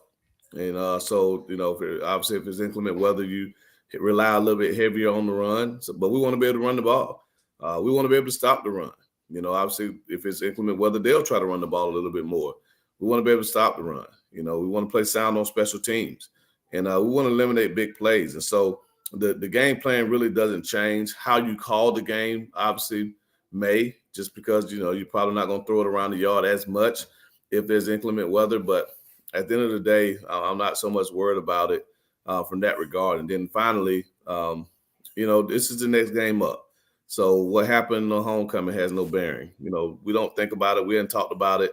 We did our scout report. We did an entire different scout report. We did an entire different game breakdown. They played 3 games since we played last. We played 3 games since we played last. And so we looked at the last 3 games they played, and we put our game from early in the season in the 4-game breakdown that we always do for each opponent. And so the plays that we practiced or that we ran or that we thought would be successful against them were based on the 4 games prior to us playing them for homecoming. The plays that we installed this week going into the game were based on the 3 games that they played last, and our game was the 4th. So the last 4 games they played. So it's the same preparation. Like I said, it doesn't change because it's a championship game. Same preparation. I fully expect them to come in and play championship level football. This is a championship game, right? And so it theoretically is the 2 best teams in the conference going toe to toe. And so, I think they're coming with a lot of pride. They've taken advantage of their opportunities. That's the one thing I can't say about this bunch that we're going up against. They had to win out. They won out. Other teams on that side needed to win out. They didn't. And so they've been opportunistic. They've taken advantage of their opportunities, and they find themselves in a championship game. So our guys, again, but it's about us. It's about what we do. It's about how we prepare. It's about how we do the little things right on game day. And we do that. I think the outcome will be what we all expect. Not predicting a score, not predicting a blowout or anything of that nature. But I do believe if we play our best football and they play their best football, that I think we're the better team. And so for us, it's just about preparing to go do that. And if we can do that, I think we'll have the outcome that we all desire, and we'll be able to finish this thing off the right way. Well, Coach, I can sort of unofficially confirm that regardless of the weather, the distraction committee will be there. They'll be they'll make sure clear ponchos and all that other stuff. So I got to give you props for that one, Coach. That was great. I don't know if people picked up on it, but Rattler Nation knew. So that was beautiful how you had dropped that nugget in there. But I'll tell you what, after that call, I actually had a chance to talk to Coach Broderick Fobbs earlier this week. he remembers the distraction committee. Oh, yeah. But no, I thought it would be appropriate to bring that out during the call. So I know hopefully Rattler Nation caught the gist of it, and it would be nice if we can get that going on Saturday. Hey, Coach, man, thanks for your time again. Congratulations to you. Congratulations to your staff and all of the support people, because I know, like you said, it's not just one person. Not only on just the individual awards, but the final statistics in terms of defense and everything. And so, have a great, peaceful rest of the week, and we look forward to seeing you on Saturday in Tallahassee, man. And let's go 1-0 every day the rest of this week. That's what we're talking about, right? No doubt about it. Just be where your feet are and win the day. That's our motto. Be 1-0 this week. So thank you guys as always. I appreciate you for taking time out this evening to speak with us. And again, look forward to seeing you guys this weekend in Bragg on Ken Rile Field. It'll look a little different. They're out there painting some logos and all kinds of stuff to make it a SWAC championship game appropriate. So all my true Rattlers, don't be disappointed. I even heard some rumors, don't know if they're true or not, that they may even paint one of the end zones PV colors. So if they do, it's a championship game. All right. So in most championship game formats, the end zones are split. One is one team, one's a home team, one's a visiting team. So if they do, it will wash off. Just like the Pepsi logo, like the other things, it will wash off. So Rattler Nation, don't get too riled up if or take it out on them when you're cheering. If you come out there for game day and see one of the end zones purple and gold. Oh yeah. You know, Rattler Nation gonna do what Rattler Nation do. I fully expect it.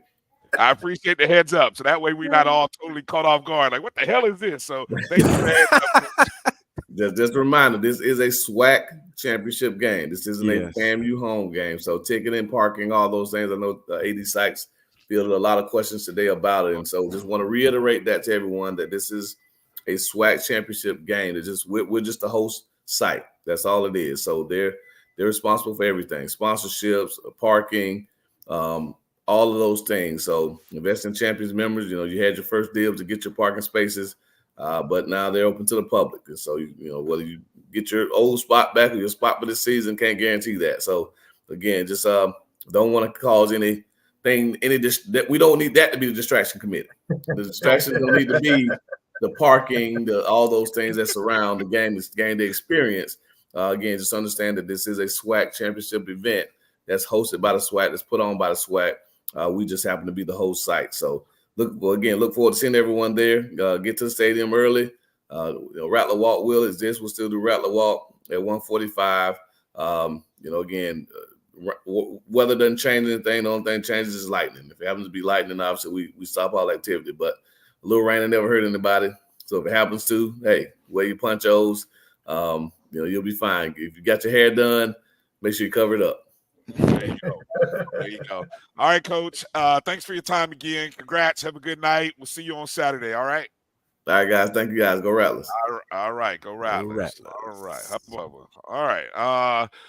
Wow. All right. Let's take a short break and come back, and let's talk to another former FAMU football coach, but he was also one of the Prairie View A&M legends who helped lead them to a SWAC championship title as well. Coach KJ Black coming up on the other side after these words. You're watching the O&G StrikeZone right here on the Black College Sports Network. The Cuvée Group is a Florida-based marketing and training consulting firm. We help businesses communicate to their target audience and engage them in conversation. We also help to expand their audiences, which will ultimately result in growth for those organizations.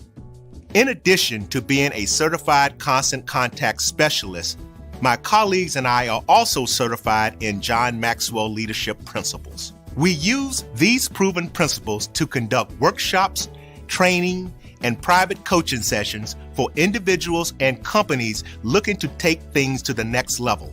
Contact us to schedule a free consultation. Issues today, don't delay, call Cuvée.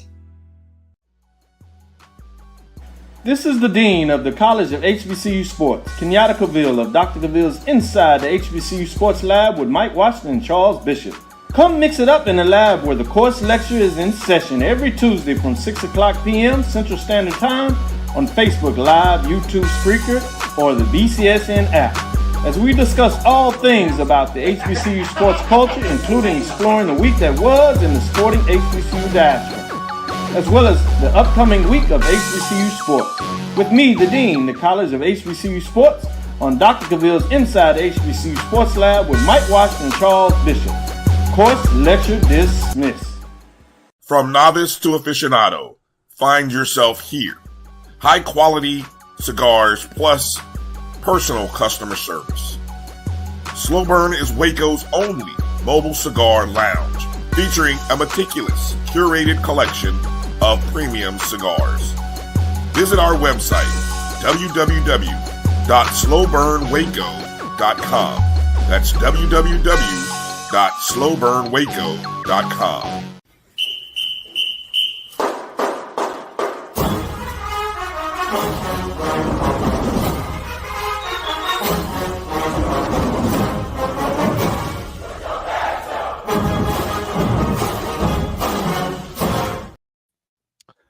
All right, Rattler Nation, we are not done. The show loaded up. The SWAC Championship preview show right here on the O&G StrikeZone, Black College Sports Network. Join us right now to give us both sides. He's got a feel for both sides of this thing in this matchup. Not only is he a former quarterback coach for FAMU, also a former coach and a Prairie View A&M legend. It is current Los Angeles Rams coach, assistant coach, KJ Black. Coach, how you doing tonight? I'm great, man. I'm great. Hope y'all can hear me okay. I got my earbuds in. Am I sounding all right? You sound great. Good. You sound good. great, Yeah, Coach. man. It's great to see you guys, man. Long time no speak, man. How's everything going in Tallahassee? It's going great right now, Coach. Hopefully your former team won't mess it up. We're gonna do what we do, baby. The last time we was well, let me not say the last time, because the last time we didn't get it done, but I know in 2009 we got it done. So we're looking to make history again. That's all I'm gonna say. Yeah. Oh, hey, look. So just in case people aren't familiar with that 2009 year, of course, you helped lead Prairie View to its first title since 1964. You guys went on an 8-game winning streak when you became the starter. Almost one of those FAMU type legend stories that we've had guys who have done that. They came in kind of after a few games and then they just kind of take off. And you were the offensive player of the year in the SWAC. Go back to some of your memories of that 2009 season and just playing in that SWAC championship game, if you would.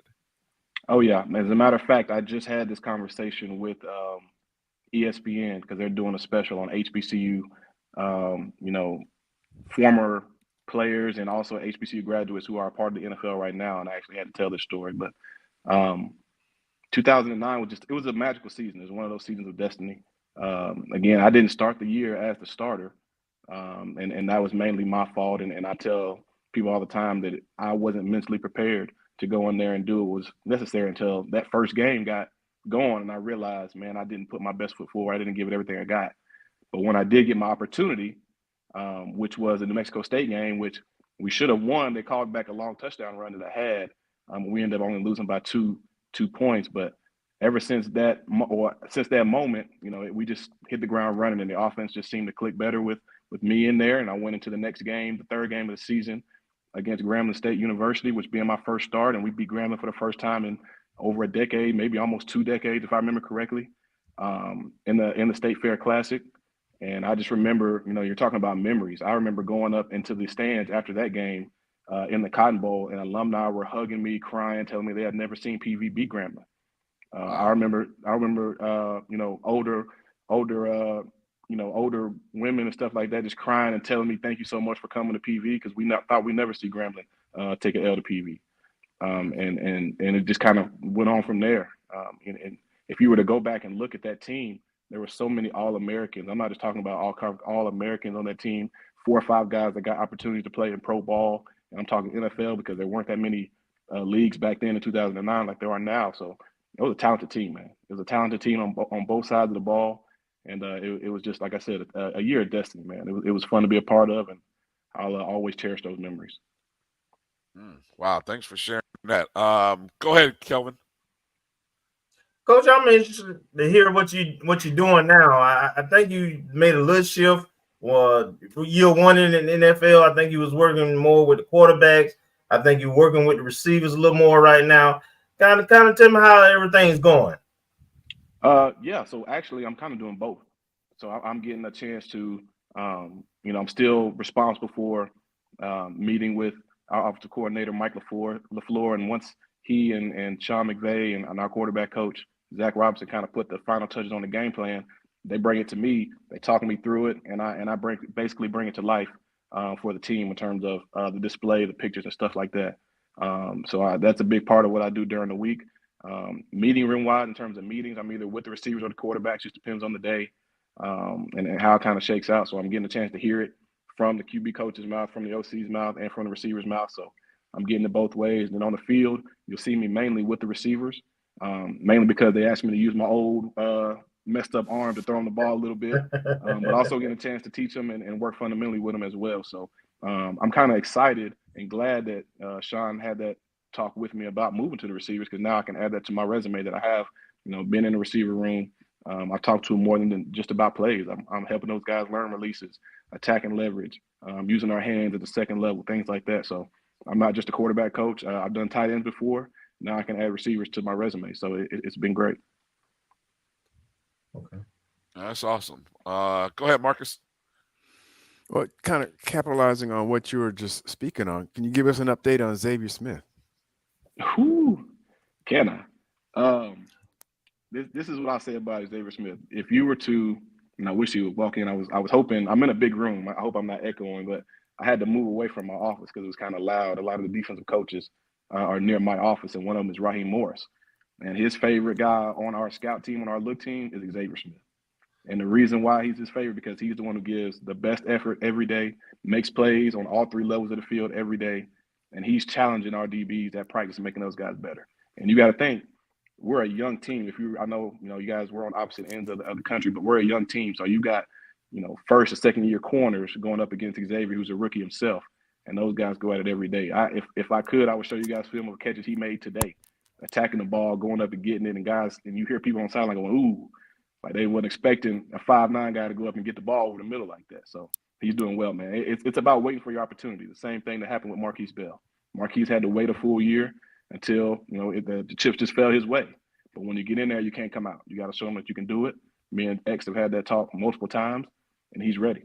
He's ready. He just has to be patient. And when he gets his time, whether it's this year, whether it's training camp, whether it's preseason, he's got to be ready, and he will be. Nice. All right. Thank you. I wanted to hit up because a couple people in the chats dropped a few dimes here. Bull said, did you predict that FAM would go 10-1 at the beginning of the year? I mean, I was there for 3 years. I know half the team, so I know the talent. Yeah, I did, and I mean, it's, to be honest with you, the one loss at South Florida, I told people, don't be surprised if y'all won that one. It wasn't a talent issue. It was just execution. Right. It was the same thing in, what was that, 2021 when we went down there. We put up 400-some yards of offense on USF then. So and I had this conversation with a couple of our scouts. The gap, and we're talking about levels of college football, the gap isn't between FCS and G5. It's FCS to Power 5. We can play with any G5. If we're talking FAMU talent-wise, they can play with any G5 in the country. Right, it just comes down to, are they going to execute better than the other team that day? But there is not a big talent gap. Now you're talking, University of Florida, you're talking Kentucky. Okay, there's a little bit of difference in the trenches there, but there's not that big of a gap to where you can't be confident going into a G5 stadium and getting the W. So, I mean, they showed the last couple of times, and I think Troy, you guys have Troy on the schedule next year, correct? Yes. Yeah. Yes. That should be a W. We should be talking about FAMU beating Troy next year. So, it can be done. So as you seen this team, and from this angle, it almost feels like our expectations. Well, let's just say the defense has done what we thought it would do. I don't think there's a person watching, listening that didn't think the defense would be as good as it turned out to be. The offense has probably, to most people's expectations, has been incomplete in some quarters. We've seen good halves. We've seen good quarters. I don't think we've seen 4 straight quarters of everybody's expectation. Now, you obviously you get a chance to see it at the pro level. Is that even realistic to have 4 good quarters? I mean, how do you evaluate what you see from the offensive side of the ball for FAMU this year? That's a great question. And to be honest with you, we've only had one game where we had 3 quarters of execution and satisfaction on our end and at the pro level. So number one, to get that at the collegiate level, whether it's FCS or Power 5, is going to be tough. It's going to be tough, but that doesn't mean you can't strive for that. That doesn't mean you can't expect that. Just watching FAMU, because I probably watched every game just because, again, me and Willie have such a great relationship. And, again, Musa, me and Willie both brought Musa there, and I always want to see how he's doing. I've even had a couple of our quarterback coach and our, special assistant to the head coach have asked about Musa, because they seen him throw on TV or something, and they're like, man, he got a nice little mustache. Yeah, he does. He can sling it now. But I think the reason it's up and down, I think those guys sometimes get bored. And I'm outside in. I don't know this, but I think they get bored because they know they're more talented than everybody.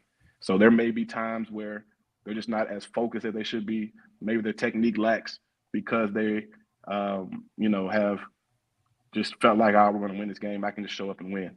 But when you see them play those teams who are close to talent and they know they have to be locked in, they turn it on. Yeah. And I think that's, they just have to be mentally focused Saturday, because I'm telling you, Prairie View has a chip on their shoulder. They've been doubted all year. Yeah. Bubba McDowell said it in the at the media days at the beginning of the year, we finished 5th. That's all I'm going to say. We shouldn't have been that low. And he's used that as motivation for those guys. And look, here we are now. They're in the championship game, and they're still feeling like they're underrated. So FAMU cannot sleepwalk through this game. Okay, and in the weather, everybody's talking about the weather. I think that goes both ways. I think it helps both teams, because both teams want to run the ball anyway, if we're being honest. But FAMU has to come ready and prepared to play if they want to give themselves a chance to win and get what we all think they should be. If we're talking about being realistic in terms of the talent level, they should be representing the SWAC. Well, they have to show up on Saturday and do what they're supposed to do. Appreciate that. Go ahead, Kelvin. Coach, I'm gonna get a little juicy here. I want you to kind of talk about what's your thoughts on some of the coaching decisions in the SWAC, particularly on that west side. And my follow-up to that is, are you looking? Are you interested in coming back to the deal coach? All right, so let's. There are some decisions. There are some decisions that I've looked at in the SWAC West and asked myself, why are they moving on so quickly? And mainly the one from Grambling, because number one, Hugh just got there. His ability to provide resources to Grambling has been big time. And you cannot say that they haven't improved on the field from year 1 to year 2. So that one scratched my head and made me think.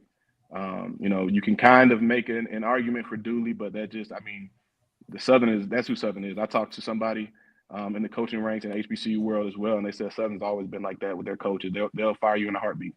If it's not close to what they think you should be doing, you got a chance of being fired at Southern. So that's what they've always been. So we shouldn't be shocked by that. Whether you agree or not, you shouldn't be shocked by that one. And then Texas Southern, I think McKinney got a shot. They've always been a school that'll give you all 4 years. Sorry about that. They give you all 4 years to get it done. And Coach McKinney just didn't do enough in their eyes. So there's a lot of turnover in the West, but who's not having a lot of turnover? Prairie A&M. If you look at the records the last few years or the last decade, who's right there, right below FAMU? Prairie A&M is right there. So there's a reason why they've been so successful, because they give their coaches a chance, man, in my opinion. They give you a chance to go in there and put your imprint on the program. And Bubba's done a great job getting those guys prepared and getting where we all, in terms of when I say we as PV fans, we expect to be competing for championships, and we're getting a chance to do that. And then your second part of your question, to be honest with you, my agent and we talk all the time, and he'll bring stuff to me that he thinks I should look at. And if somebody were to call my agent and we had a conversation, I'll consider it. But my phone's been pretty dry, I'll tell you that. So if you were to ask my wife would say we ain't going nowhere.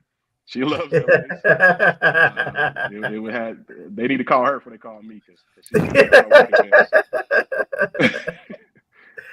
Understood. Go ahead, Marcus. Coach Black, I wanted to ask you, so what, if you were to look in your crystal ball, come Saturday evening about 7:30, what would you expect to be scrolling across the ESPN screen on the results of the SWAC Championship game? So I'll give you a headline. Physical wet day ends in a historic game for Prairie A&M. Oh, okay. I expect it to be. I expect it to be a physical game. I expect because if you listen to Bubba talk, they were missing some big time guys for them. Like they don't have the depth that FAMU has, obviously, but they do have some guys that I think can play, and a few of those guys didn't play. So you're talking about adding the big pieces for Prairie View. If we're being honest, I think it's going to be. I think it's just going to be physical. I don't think there's going to be a lot of passes thrown, especially on the purple and gold side. That's just not what they do. If they get behind us, they're in trouble. If they get behind by 2 or 3 touchdowns, they're in trouble. But if they can hang around and like I said, if they can hang around and lean on their D-line, which is the best part of their team to me, their ability to play up front and get after the quarterback, that gives them a chance. Now, if it becomes a shootout, the sun comes out and it's a shootout, I'm just hoping and praying that we can stay in the game. But I expect a physical game. I expect a nasty game. I expect a old school, who can move who can keep their footing and make plays when they have to make them. And like I said, I'm hoping that the home team gets it done. But I definitely know the talent that FAMU has. I'm not going to act like they're not the most talented team, not only in the SWAC, but in all HBCU. So it's going to be a tough one. And the only way we could do it for Prairie View is just have to make it an ugly game. Yeah. Let me follow up with that. Tyronn Conley. I don't know. We had some guys. It's funny you were talking about Xavier Smith. Kanan Lamb was on the show earlier, and he was talking about how Xavier had reached out to him back in the day when he was at FAM. I'm just curious. What's your evaluation on Tyronn Conley? I mean, he's one of the 2 or 3 returning quarterbacks from last year. And so it's really, I feel it's not surprising to me to see Prairie View and FAMU in this because, I mean, obviously, Prairie View had to beat Texas Southern in that first game of the year. Unfortunately, Andrew Body got hurt. And so really the 2 returning quarterbacks from a year ago are in this championship game, the only 2 who are still standing, so to speak. What's your take on him, and is he, how do you feel he will do in this environment, in this situation? Have you seen the kind of growth from him that can help Prairie View pull off that magical upset like you just described? So I had the opportunity to be there when we recruited and signed Tyronn. I think I was, if I remember correctly, that was Dooley's first season at Prairie View. And Tyronn was one of those initial signees for his first class.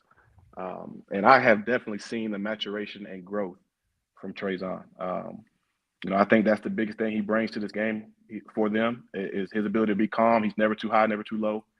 That's something I know Bubba's always appreciated that from Tyronn. I think he's got a better understanding of when to run and how to run, right? He knows when to run out of bounds, when to get down. That's a key thing for a quarterback. I don't always have to run through guys. I don't have to take shots. I want to get through the entire game. You know what I mean? Not just try to run everybody over and make Sports Center. But, I think I've always wanted more from Tyronn in terms of his timing and rhythm, playing from the pocket. I think that's kind of up and down. But when he's on, he's tough to deal with. If he does, play with a little bit of timing and rhythm and the ball comes out at the right time, he's tough to deal with because he can run as well. But, definitely the one thing you cannot sleep on him, he's mature. He's come from behind a couple times this season, so he can do that. And you just have to play him honest. You have to play him honest, because if he gets out and he gets a straight line, there's not a lot of people that's going to catch him. Any other X factor players or guys that Rattler Nation should kind of pay attention to as we watch the other side, that Prairie View side? Yeah, of course, the backfield, we're going to try to run the ball, I'm sure. That's a Mark Frederick Staple, who's offensive coordinator. He wants to run the ball. Him and Ashton Green, who's the offensive line coach there, they want to run the ball. So, Caleb Johnson and Ahmad Antoine are probably going to get 30 to 40 carries together. Like it's going to be a lot of runs, I would expect. If I were them, I would try to keep the ball out of FAMU's hands. Don't let Jeremy sit back there and pick you apart, and don't let Terrell and Kelvin Dean get going. The best way to do that, don't give them a bunch of opportunities. So I expect to see a lot of those guys. I expect Brian Juice Jenkins to get the ball however they can get it to him. And that's the receiver that transferred in. Whether it's jet sweeps, screens, reverses, whatever, I expect him to get some touches to try to outflank the defense, which is going to be hard because we all know how fast FAMU is. But I would expect him to try that a few times. And then defensively, again, I'm just going to give credit to the entire D-line. Are they the best D-line in the SWAC? No, they're not, but I think they have some talent. I think they have some talent, especially on the edge. I'm sorry, I'm blanking on his name, but number 9, their defensive end is a good player. And so we have to be able to get him going, get him freed up one-on-one, and let him make some plays if we're going to have a chance. Yeah, 9 is Keyshawn Johnson. There you go, yeah. Keyshawn Johnson. I should have known that because he's the same name as the receiver from Alabama State. I should have known that. Exactly, yeah. That's what I always sometimes get when I hear people talking about. I'm like, they're not talking about the Alabama State. Yeah, no. Okay, you guys got any final questions for Coach Black there before we wrap up the segment with him? Anything you want to jump in there? Yeah, I got one quick one, Coach. You get your breakdown of Prairie View. Give me your breakdown of Prairie View quarterback. Give me a breakdown of Musa and his maturation from last year to this year. Funny thing you said that. I probably texted Musa 3 weeks ago. I told him I'm gonna choke him when I see him, because I know how talented he is, and you guys have only seen 70% of what we, and I say me and Willie when we first brought him in, what we expected him to be, and that was still good enough to be Player of the Year. So let that sink in. When he is right, and I'm talking right mentally, seeing it the way he's supposed to see it fundamentally, there's not a lot of guys in the country that spin it like he does. I mean, he throws one of the most, you guys seen some of the deep balls that he throws. It's some of the most beautiful throws I've ever seen. Yeah. So when he's on, and it's going to be a tough day for anybody. Ask North Carolina. They struggle with him. So, but he, again, what I can say is that he's learned how to deal with adversity. He's learned how to deal with Coach Simmons, because you guys probably know better than the fans do. Coach Simmons can be hard on QBs. Yeah. And he's learned how to deal with that, how to take what he says and not how he says it, and take that and process it and then translate it on the field. But one thing that he's always been able to do is be smart with the ball. You haven't seen a bunch of turnovers. You've seen a few, but not a lot, which is good and always keeps you guys in the game. So he's had a good year, and he would even tell you not a great year. And he's got more to prove. He's got a big stage to do that on Saturday and potentially going forward. So I'm just super proud of him. I texted him and told him I was so proud of him. This is something that we talked about when he first signed. He's coach. I just want an opportunity. I just needed somebody to believe in me, and we told him we was going to believe in him. And you heard Coach Simmons say it a lot too, that he just, he tells his quarterbacks all the time, you don't have to worry about looking over your shoulder. I believe in you. I chose you to be the starter, so you're going to be the starter. And now 2 years later, he's off the Player of the Year. So I'm just happy for him. Congratulations to him. And like I said, good luck to him on Saturday. All right. Where will you be watching the game at? I'll be at home. So usually Saturdays we practice in the morning. We have a walkthrough in the morning, and then in the afternoons I'm at home. So I'll be at home watching you guys. I think you guys kick off at 4. 4 Eastern. Yeah, 4 Eastern. It'll be 1 o'clock for me. So I'll be at home on my couch, and me and my wife and my parents are flying in because they're going to the game Sunday. So we'll all be watching, and we're gonna see what happens. Hey, there you go. There you go. Hey, and by the way, good luck to you guys, man. I got a small thought that you guys can win the West. I'm not gonna say I got a little pizza money down on. I think y'all can sneak the West out of there.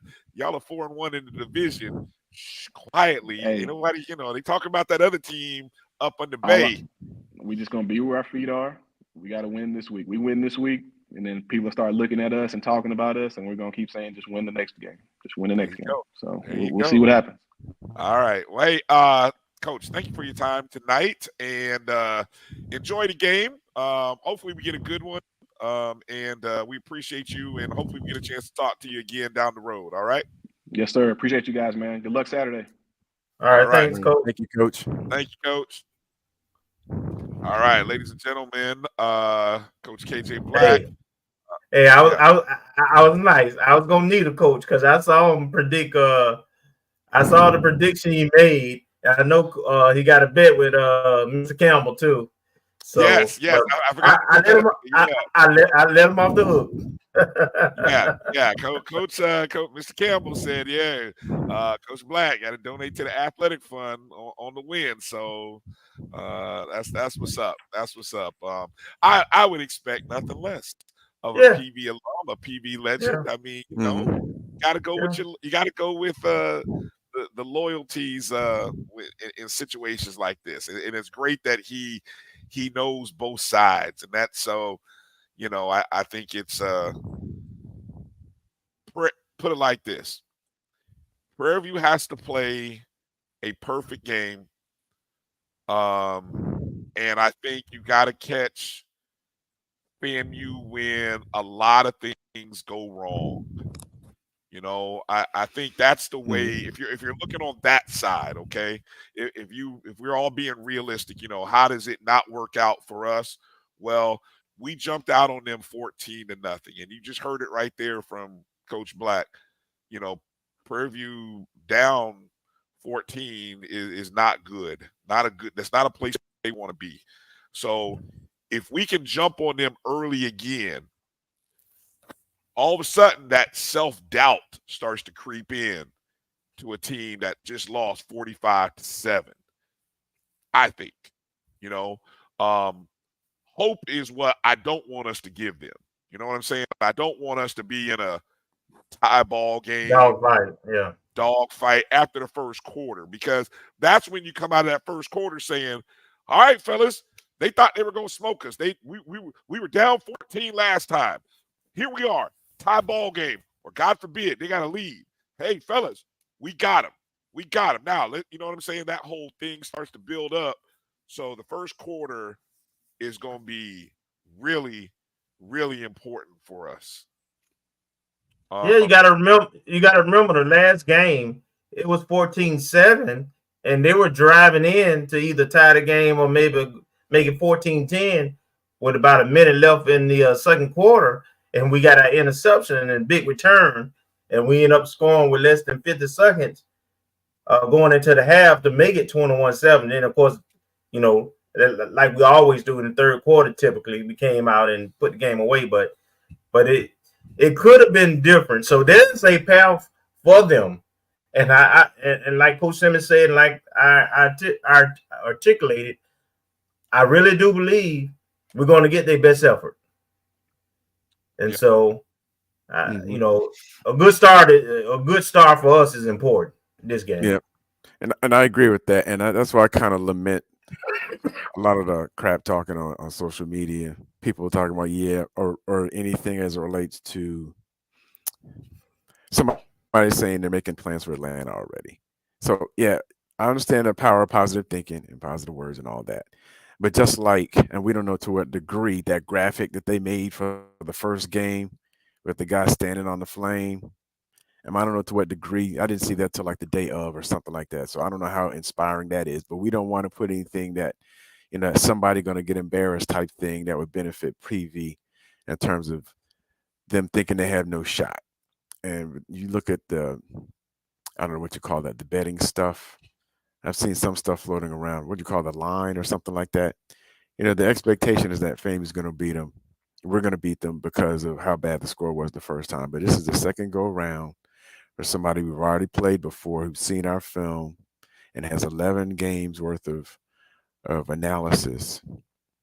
And, you know, like Kelvin just said, you know, we put it away with the turnover late in the second quarter and then turn it on the third quarter. But it's not like we were whooping them out the gate Now, the one thing I will say to our benefit, and I don't know if Prairie View has the same benefit, if you will, that we've shown enough mettle and enough fortitude, like in Texas Southern, like in Alabama State, and even Southern Valley game. The Valley game could have really been a turnaround, because if it weren't for, I guess, that interception that we threw in the back of the end zone, they ran out, and he stepped out maybe around midfield. That could have been bad at halftime.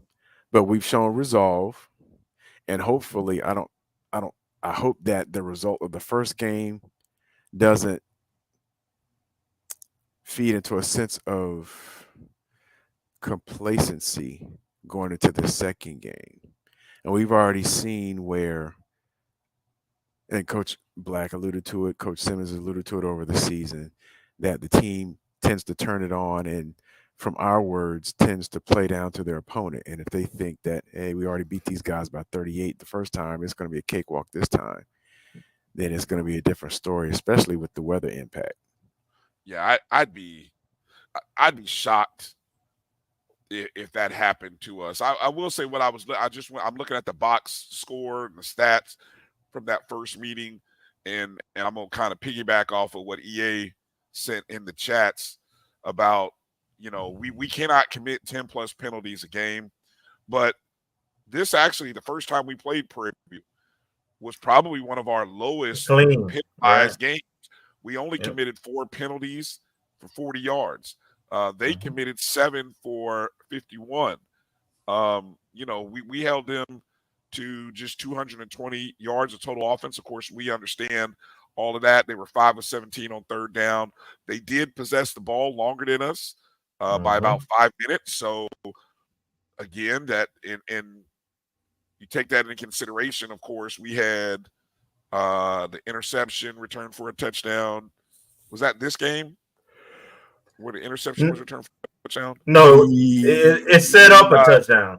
I think Griffey. Yeah, I think. The last game. Yeah, I mean the last quarter. Yeah, at the end of the game. Yeah. So I think we if we can play a similar clean game, that is an advantage for this team. And just to further illustrate, a further point, Marcus, you were talking about you mentioned the spread. The first time we were like a 20-point favorite, literally 20 and a half. And I was shocked. And, I've talked about this team, and I've told you the magic number is 17 and a half. It was not great success when it's been that high. And that one we covered, which I was like, whoa, really? Okay. And now this game, we are a 17 and a half point favorite. So 3 points less than the first time. The total is 51, which is right about where, there were 52 total points the last time these two played. So, I don't know. I don't know if we're I don't know if we're 17 and a half points better the second time around. But again, you beat a team by, we can call it 38, but let's just say without the pick six at the end of the game, it's really you beat them by 31. So you beat a team by 30 plus points. So you covered 10 points over the spread, and now the game is 3 points less. You almost, if you guys are out there, and those of you who like it, you almost gotta lay, you gotta lay the money with FAMU. You really do. When you think about it, and then go back, I'll tell you one other thing. Go back and look at the Prairie View wins. Okay, the Prairie View wins. I wrote this down. A 3-point win over Texas Southern, right? A 3-point win over Alcorn. I'm not gonna count the Mississippi Valley and the UAPB games. Okay. Take out. Well, okay. They count. I understand what you're saying. A 6-point win over Southern and a touchdown win over Alabama State. Now, I'd like to keep it close. I don't know. That's but again, when we talk about tiers in this conference, we got to be realistic. There really is us on. And I hate to say it. I don't hate to say it. Damn that! It's the end of the year. I can say it, and I can stand on. I can stand on facts for all y'all who gonna come at me about some BS. There's like 2 tiers. There's really us. Then there's another tier that involves Jackson State, Alabama State, Alcorn, Prairie View. That's another tier. And then you got the next tier, which is like Grambling Southern and Alabama A&M, and then, you don't even count the bottom tier, but I'm just saying. So you got to be measured and realistic in this one. And so that's my thought. Mr. Campbell, I think you're going to win that bet personally. Just to tell you, just to put that on game. So and that's the point I thought you were going to make. His point about means they're comfortable in close games. So if they keep it close, are we though? Yeah.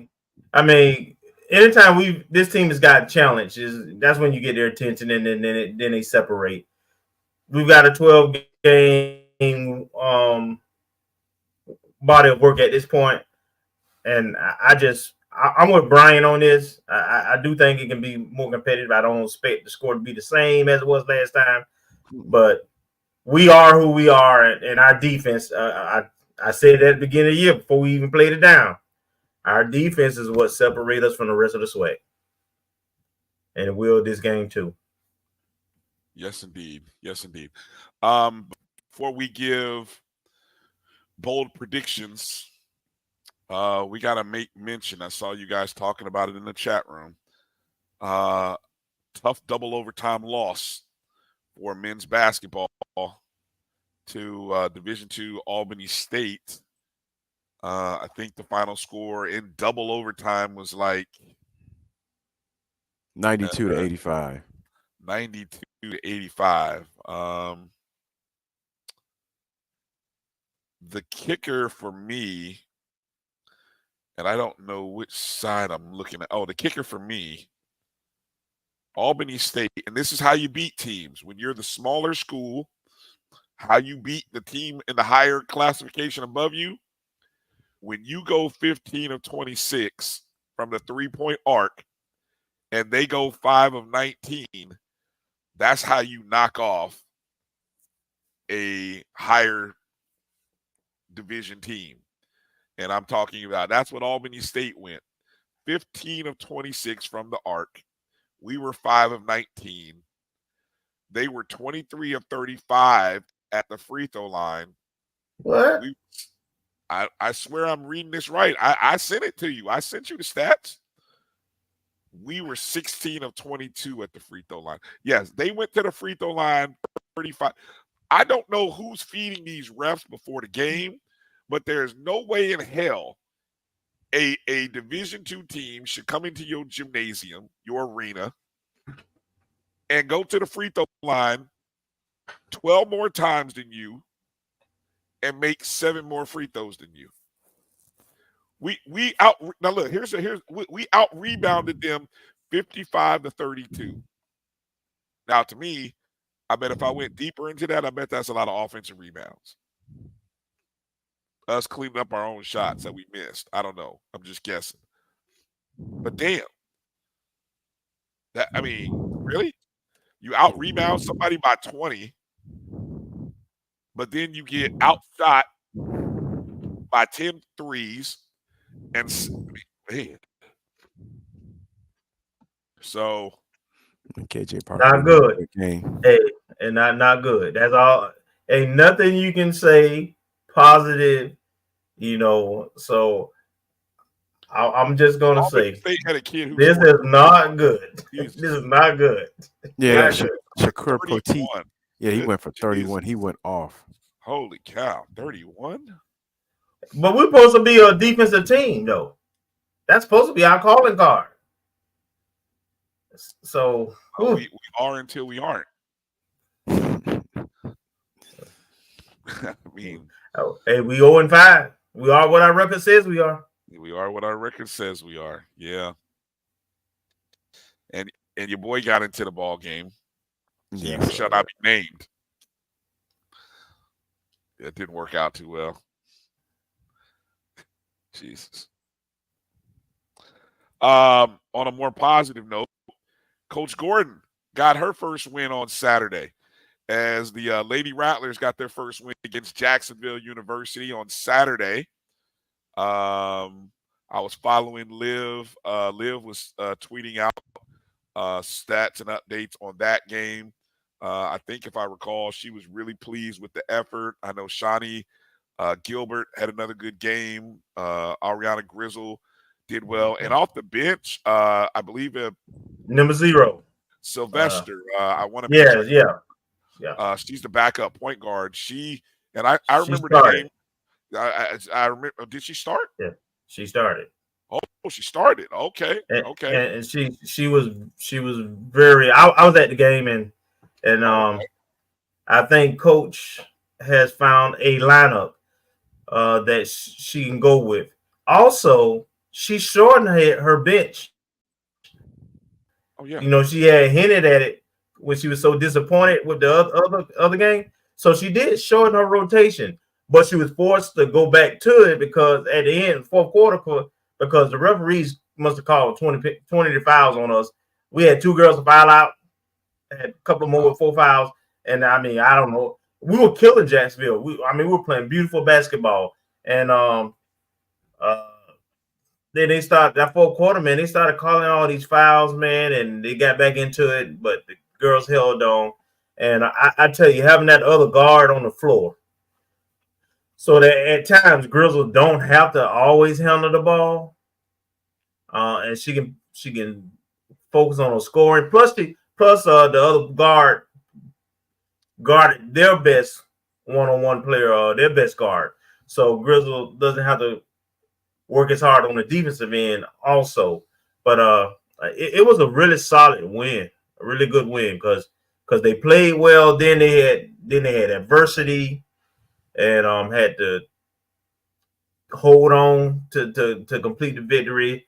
So hopefully they can build upon that.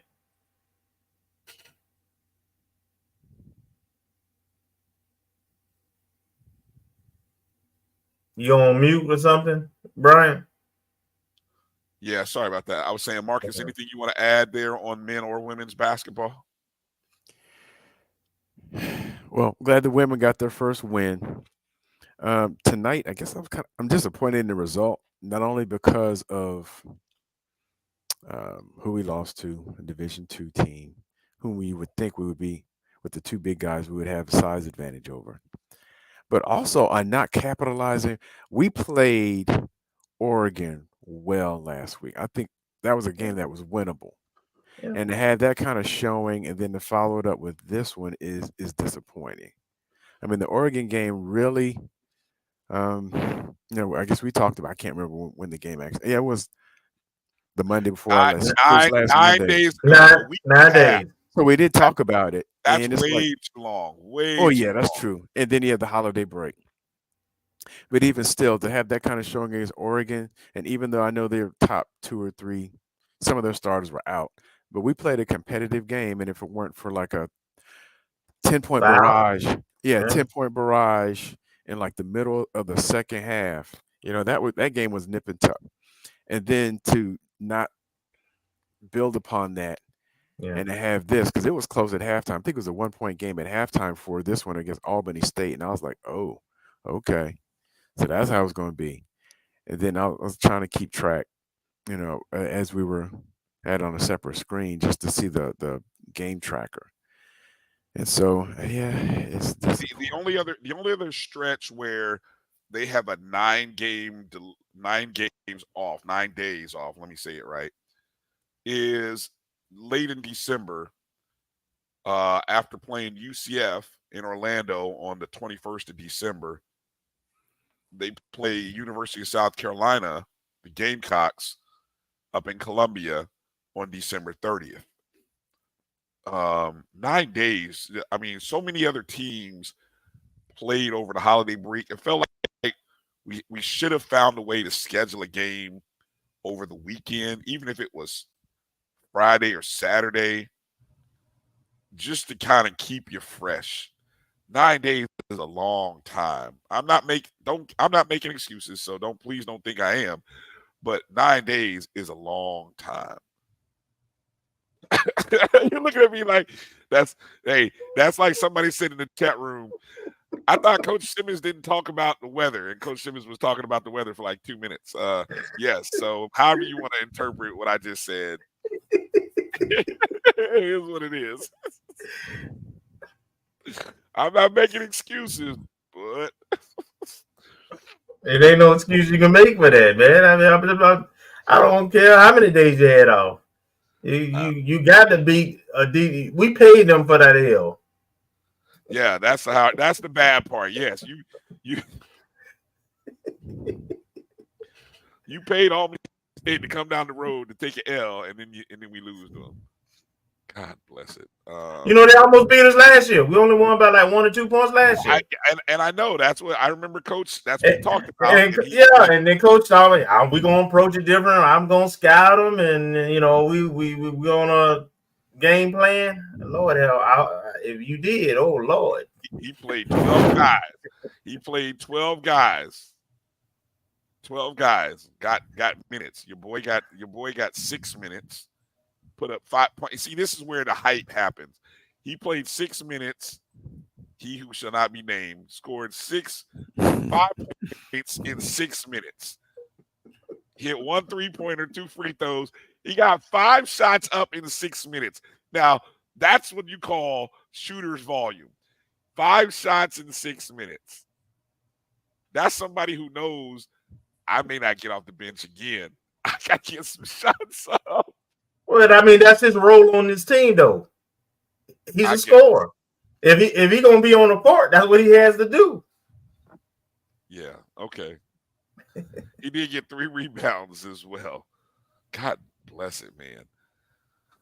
Ooh, it's a big disparity. They're like, when we went into overtime, we must not have gone to any bench guys, because I'm looking at, when you go look at the minutes in this game, Lamar 42 minutes, Louis Jean 39 minutes, KJ 40 minutes, Shannon Grant 33, Chapman 31, and the next closest guy is Morel Schramm with 17, followed by Coffee with 13. Eatman, the other big guy, only got 8 minutes. I tell you. Ooh. No. I'm glad I can't watch that game on replay. I guess my Rattler Plus subscription ran out. But anyway, I guess I don't have to watch that replay. That's brutal. The women are on the road. Talk about upcoming games, and then we'll come back to football here. The women are traveling out to the Houston area this weekend. So unfortunately, they won't be around for the SWAC Championship game this weekend. They play Sam Houston State December 1st, which is Friday at 1 o'clock in the afternoon. And then on Sunday afternoon at 3 o'clock, they take on the University of Houston. So if you're in the Houston area, it'd be great to get out and support and show some love and catch the women over at Sam Houston or the University of Houston. I'll tell you what, I promise one thing. If you go to the game, you're going to see a team giving good effort. And they might even steal a win against one of those. I don't know. Sam Houston is highly ranked last time I saw. So neither one of those are going to be easy wins. But I think they're going to go in. Coach is not going to accept just going out there to catch a paycheck. She's going to go out there to get a win. Not just one win, but 2. So that's the mindset she's going to have. All right.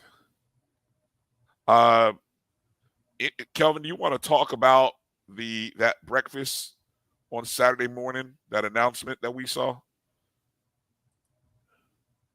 Do you want to mention that? Is it open to the public? Is it open to the public? Because it read like it was open to the public. I saw something that was put out there. Do you have the slide? The slide. No, I do not have the slide. Okay. Well, it's a group that is working with I think Curtis Johnson and the NAA. They're doing a breakfast at the Rec Center at 9:00. I got okay. I pulled up what was sent out.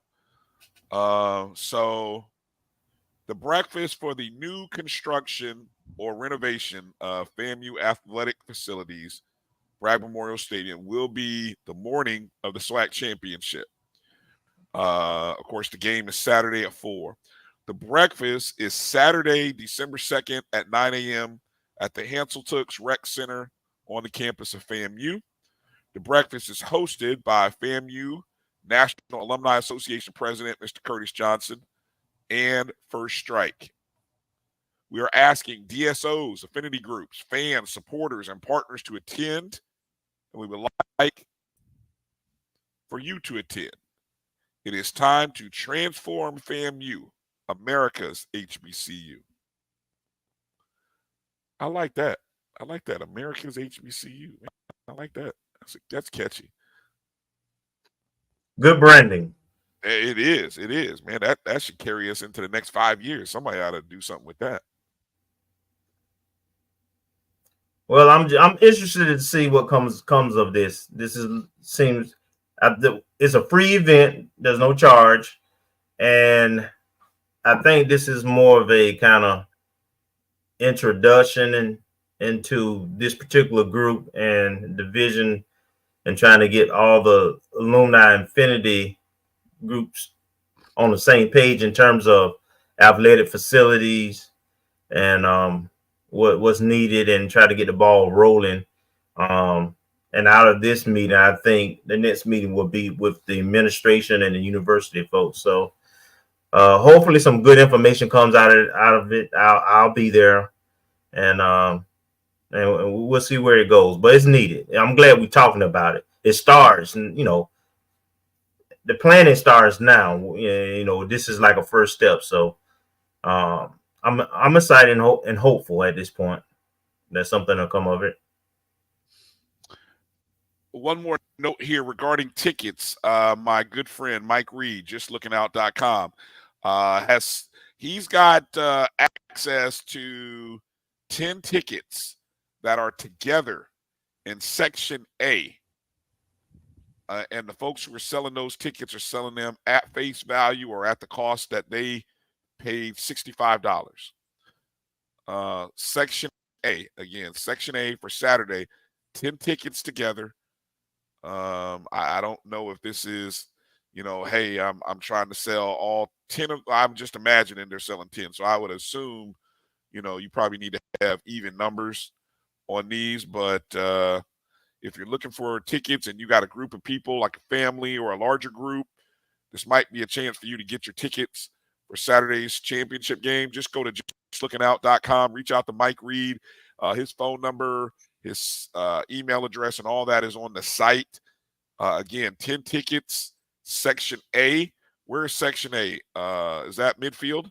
No, that's on the end. Okay. Yeah. Which end? Which way? South or north? That's on the alumni side, and A is the first row bleachers by the field house on the field house. South end side. So okay. Yeah. So Section A, South End, $65 each.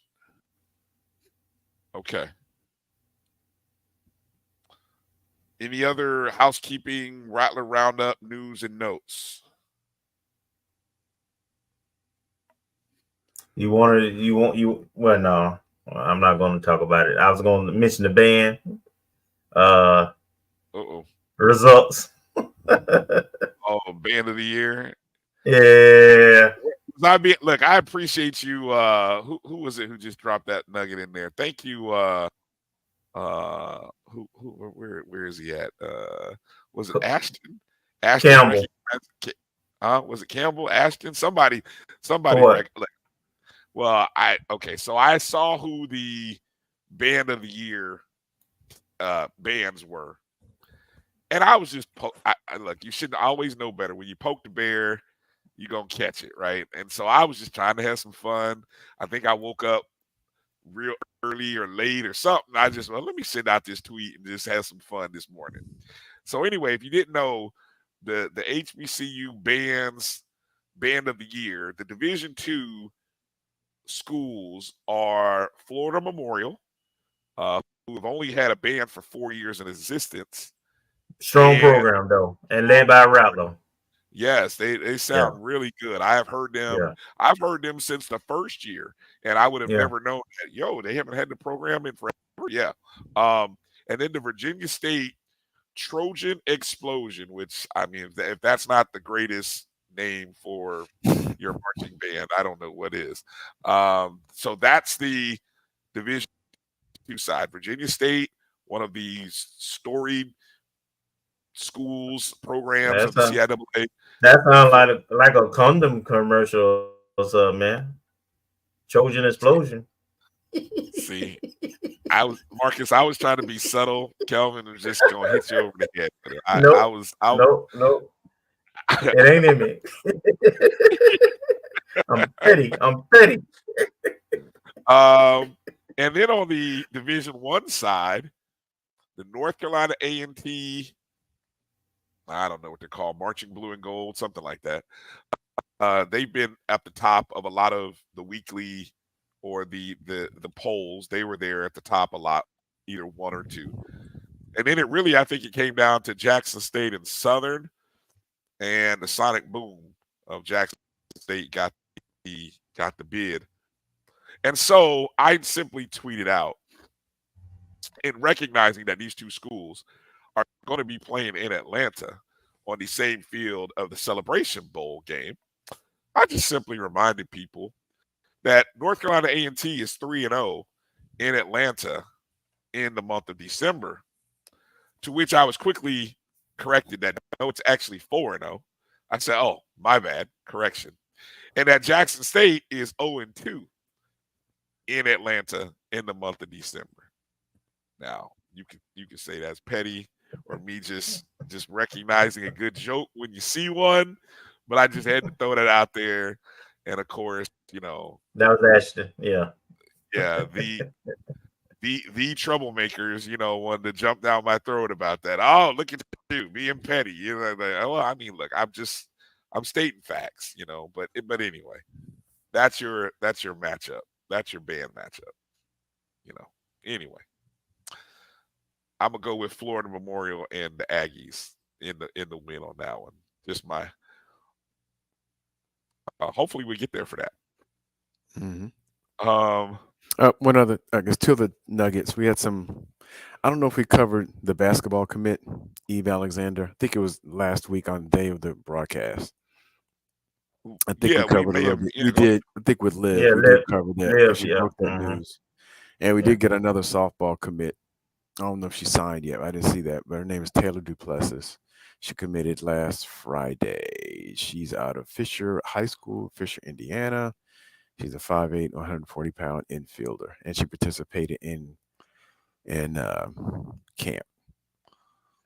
Okay, Mr. Petty. Yeah, that's my new name.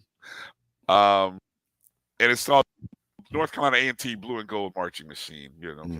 I was close. I said Blue and Gold Marching Aggies or something like that. I was close.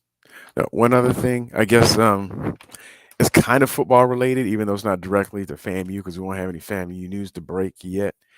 But I don't know if you guys have been watching social media, but there's like a tidal wave of people putting themselves in the portal.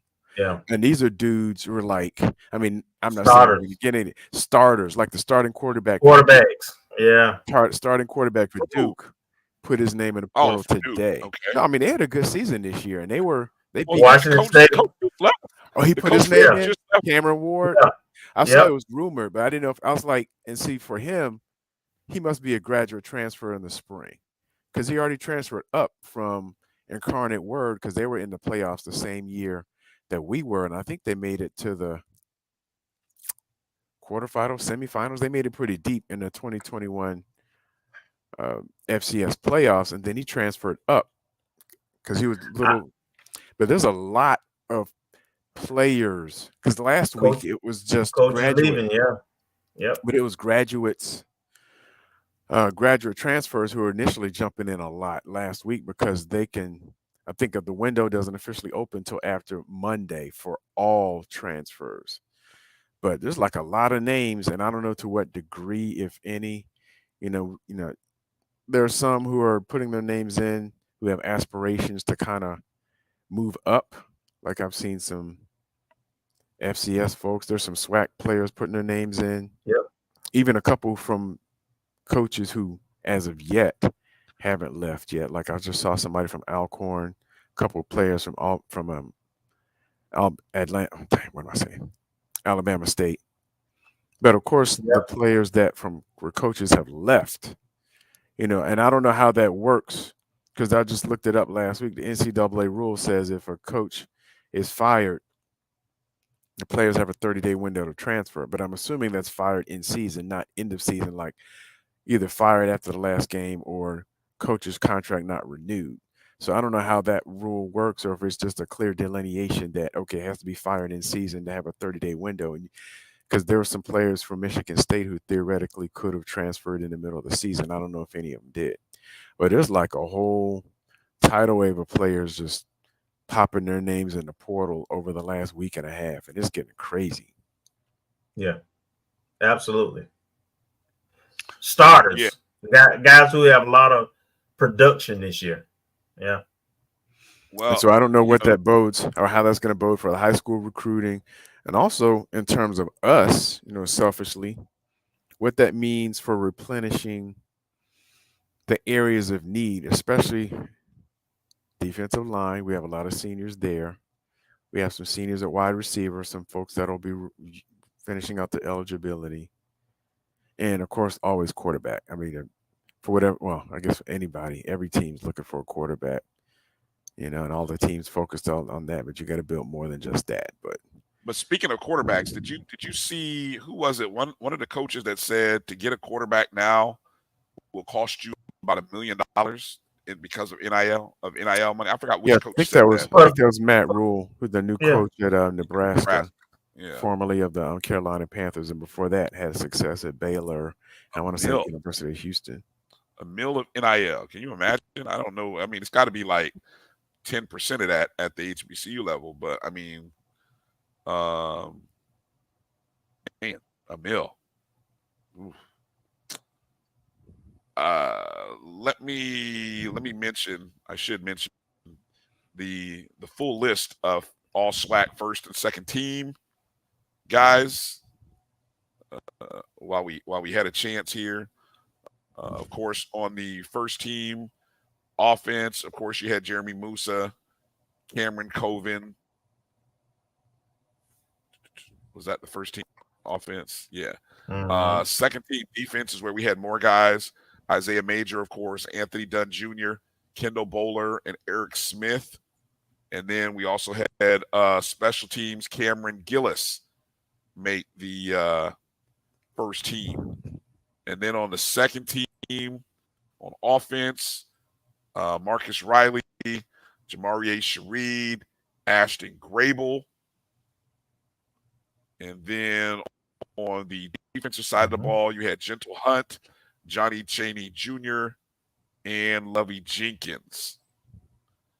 And that is a total of 13 players. We had the most of any school. The next closest school was Alabama State with 8 players. Yeah, and there wasn't anybody close. So it's interesting. 2 seasons ago, in our first year in the SWAC, we had 9 players.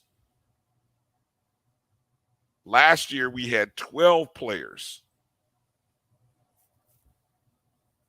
And what's interesting, in both of those seasons, we were tied with Jackson State for most players on first and second team. Of course, we all know what type of seasons Jackson State had those last 2 years. And here we are this year with the most. So look, we understand. We understand. Yeah, that's right. They got it right. They got it right. Congratulations to all those Yes. young men, and the accomplishment. And for some of them, it's their second year, and I think maybe even their third year. I think Sharif, that's his third year being all SWAC. I think one of the years he might have been first teams, special teams, another year. So I mean, just awesome job. And there we go. Some EA said he couldn't believe Kamari Young. Yeah, but I don't know if Kamari Young put up the numbers this particular season. He didn't get targeted. He didn't get targeted enough. He probably got what, 12 receptions or 15 receptions. No, he's got. This is probably his best season. I was looking at it yesterday because someone was well,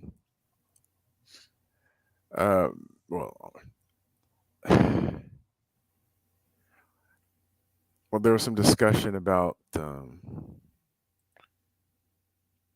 wide receivers, but they spread it around to 13 different wide receivers.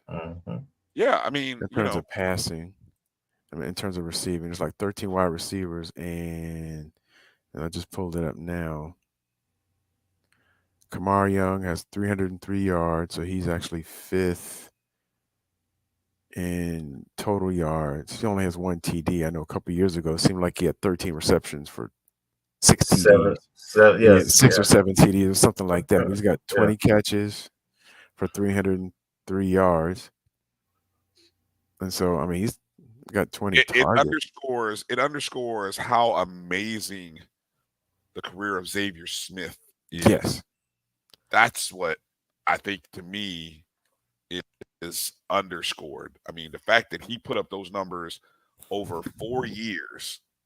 And if you go look at the FAMU record books, he was the leading receiver even his first year as a freshman, or I think a redshirt freshman. He led the team in receiving. So, I mean, just the standard of excellence is there. No doubt. Okay, let's go bold predictions. Let's get ready to wrap it up. If you're looking for us, we will let you know. We are working on pregame and postgame details. Still final details being established. The weather is going to play havoc on this whole thing, but well, we'll figure it out. Bold prediction time. Who wants to start? Who's thought about it? Who wants to start? Kelvin? You want to wait to see what everybody else takes? I'm going to say, I mean, we pretty much picked all. See if you take mine. I got a thought. It was suggested to me. I'm like, you know what? Why not? Oh no, I mean, we've picked just about anything you can do. I'm gonna say we get a safety. Oh, that ain't bold. Boo! now, Marcus, if you back that up and told me getting a safety was like 20-1 odds, then I'd be like, hell, all right, I'll put a little pizza money on that. But okay. I mean, those are kind of rare, even though we had one this year. They are. Kenya drops in a bolt. Kamari Young, 2 touchdowns. Okay. I like that. Let me jump in there, Kelvin, before you. I don't want you to steal mine. Maybe you might steal mine. All right. I'm going to go 2 100-yard rushers in this ball game. I'm going to steal one from my guy, Tony. And I'm going to give you the 2. One is going to be Tyrell Jennings, who currently, where's my notepad? Nope. Hey, shout out to Gerald Thomas for the feature on Tyrell Jennings, who is now number 17 in the all-time FAMU career rushing yardage mark with 1,500 and something yards. Jennings, who rushed for nearly 500 yards this season, leads the team, averaging about 5 point. I did the math. Is it 5.6? 5.6 a carry, which is well over his average of 4. His average coming into the season was 4.1. He's been rushing 5.6. So I'm saying Jennings gets 100 yards this year or this game. And you know what? I'm going to go with the big fella. Jacquez Yan. I'm going to say the big fella's going to break one, and he's going to get 100 yards. So I'm going to go 2 rushers. Don't beat me up if I only get one. One of the 2, maybe that's how I should rephrase it. 2 FAMU running backs will get 100 yards. One of them will be Terrell Jennings. How about that? 2 FAMU backs with over 100 yards rushing. Okay. All right, that's bold. Edwin goes block kick for a touchdown. I like Mr. Campbell's bold prediction. Oh, hey, there you go. There you go. Let's see. Tamron kickoff return to solidify. Oh, that would be nice to start the game like that. Mm-hmm. I appreciate you, Edwin. Yeah, exactly. That's why it's called bold predictions. Two 100-yard rushers. But I can't take credit for it, so I'm gonna give a shout out to Tony. Tony gave me Tony Matthew gave me the hint on that one. All right, come on, Kelvin. Okay. Okay, so judging by, you pointed out all the close games that Prairie View has played, and just the eye test and last game where they beat Alabama State because essentially they fumbled on the goal line, and the only 14 points they scored was turnovers, really right at the end zone. So, in a game that where the weather might not be as good, our defense is healthy as it has been outside of maybe done. I like our chances at a shutout. I really do. I'm gonna go with a shutout. I mean, we almost did it last game. Yeah. Oh, a shutout. Man, that's bold. I like that. That's strong. Yeah, that's strong. That's bold. Yeah. I love this idea, Dr. Lori, and we will definitely have to make a point to do this. It is, it is not lost on anybody on this show. And all of you who know Kofi, knew Kofi, love Kofi, talk to Kofi. This I can't even put into words. I mean, he's got such a great view for this game on Saturday. But I know he would rather be. I wish, wish we could be there with him in the stands. But he'll be with us all in the stands. But damn, so we definitely have to make a point to do this Saturday. Thank you, Doc, for bringing this up. And we see each other this weekend in Tally. Please be somewhere near us when it's time to do the post game. It will be somewhere near Lawson because they're going to do the post game press conferences and stuff are near Lawson, and I think we're just trying to figure out where we get a chance to set up. So please, let's make sure we see each other this weekend because I definitely want us to do that. All right. Marcus says we have 2 Kofi shirts to give away, right? What sizes? Yeah. What sizes? Anyway, extra large. I think they were extra large. Yeah, I don't remember.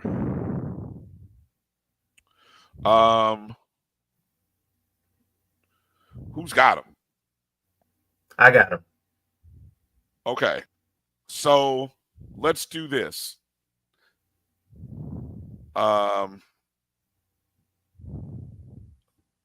So let me put it up there.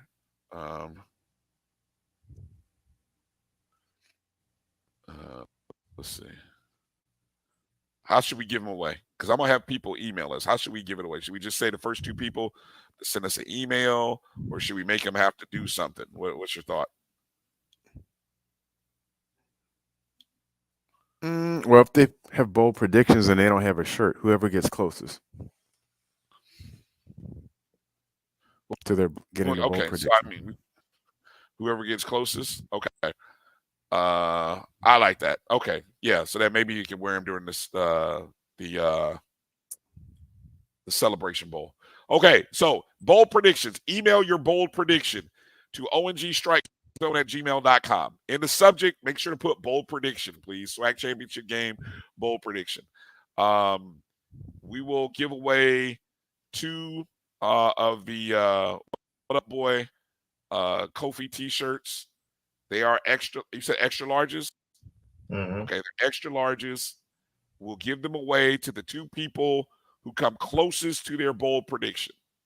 Okay, so your bold prediction, whatever it is, we will give away, O&G StrikeZone. Send us an email, ONGStrikeZone@gmail.com. Don't hit us up on Twitter. That way we can aggregate it on the email and then go back and look at it, and we'll work on, and then after we get it, then we can make a point of sending you your shirts. So that way you have them for the Celebration Bowl in Atlanta.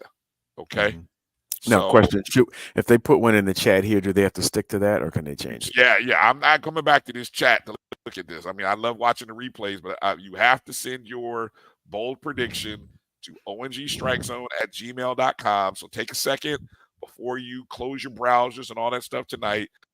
Remember, in the subject header, just put bold prediction SWAC Championship game or bold prediction Kofi t-shirt, something, and then we'll give away 2 shirts, size XL, either for if for yourself or your friend or whatever, and we'll go there. I like that. Good idea. Agreed. One more time. ONGStrikeZone@gmail.com. Should be easy. It's been in the scroll too. So I mean, if you guys look down at the scroll, it's in the scroll too. All right. So there are bold predictions. Again, Marcus goes with a safety. I went with 2 100-yard rushers, one of them being Terrell Jennings. Kelvin says we're going to pitch a shutout. Woo. Montre says score. You know what? That's bold. That's bold. That's bold. That is bold. Jeez Louise. All right. So this applies to anybody. If you're watching this later on, if you're watching this in a podcast form on YouTube, or maybe you're listening to it on the BCSN Pod Zone, or however you listen to our show, you could be watching it on mybcsn.net, our website. You can be watching it from off the Jericho Broadcast Network's app, MyJBM, MyBCSN, on the Apple Play Store and Google, Apple App Store or Google Play Store. However you're watching this show, you can be a part of that contest. Bold prediction, win a shirt, Kofi What Up Boy t-shirt, size XL. We got 2 of them. So it's the 2 people who are closest to their bold prediction actually happening. And so that's what we'll work with. What's the deadline? The deadline is kickoff. We'll go right up to kickoff. So let's say 3:00 Eastern. That way it's an hour before. And just one entry. Yeah, huh? 1 entry per person. Well, yeah, okay, yeah, 1 entry. I mean, yeah, don't be bombarding and trying to cover your bases. That's a good point, Marcus. Thank you. 1 entry, please. 1 bold prediction. That's what we don't be like Brian. Stop. Look, hey, that's part of being bold. You want to put the extra incentive, like, oh, I say we get 3 100-yard receivers and one of them has to be so and so. Go ahead, do it. I don't care. Whatever more, all makes it work. Also, speaking of promotions, Jalen Glaze, go hit up Krispy Kreme donuts. Jalen Glaze, hit that promotion up. A dozen donuts. What do you have to say when you go to Krispy Kreme? gotta say I want the Jalen Glaze. Jalen Glaze dozen. Yep. All right. So again, when you're in town, and that's any of the Krispy Kremes, correct? Yeah. Any Krispy Kreme in Tallahassee, when you go in town, make sure to go by, order a dozen. Of course, you want to catch it when the sign is saying hot. There's nothing better. But tell them you want the Jalen Glaze dozen. Got to make sure that when guys get these NIL opportunities like this, that we really encourage, because all you got to do is go, and the normal cost of a dozen is like $12 or $13, so you're getting about $2 off.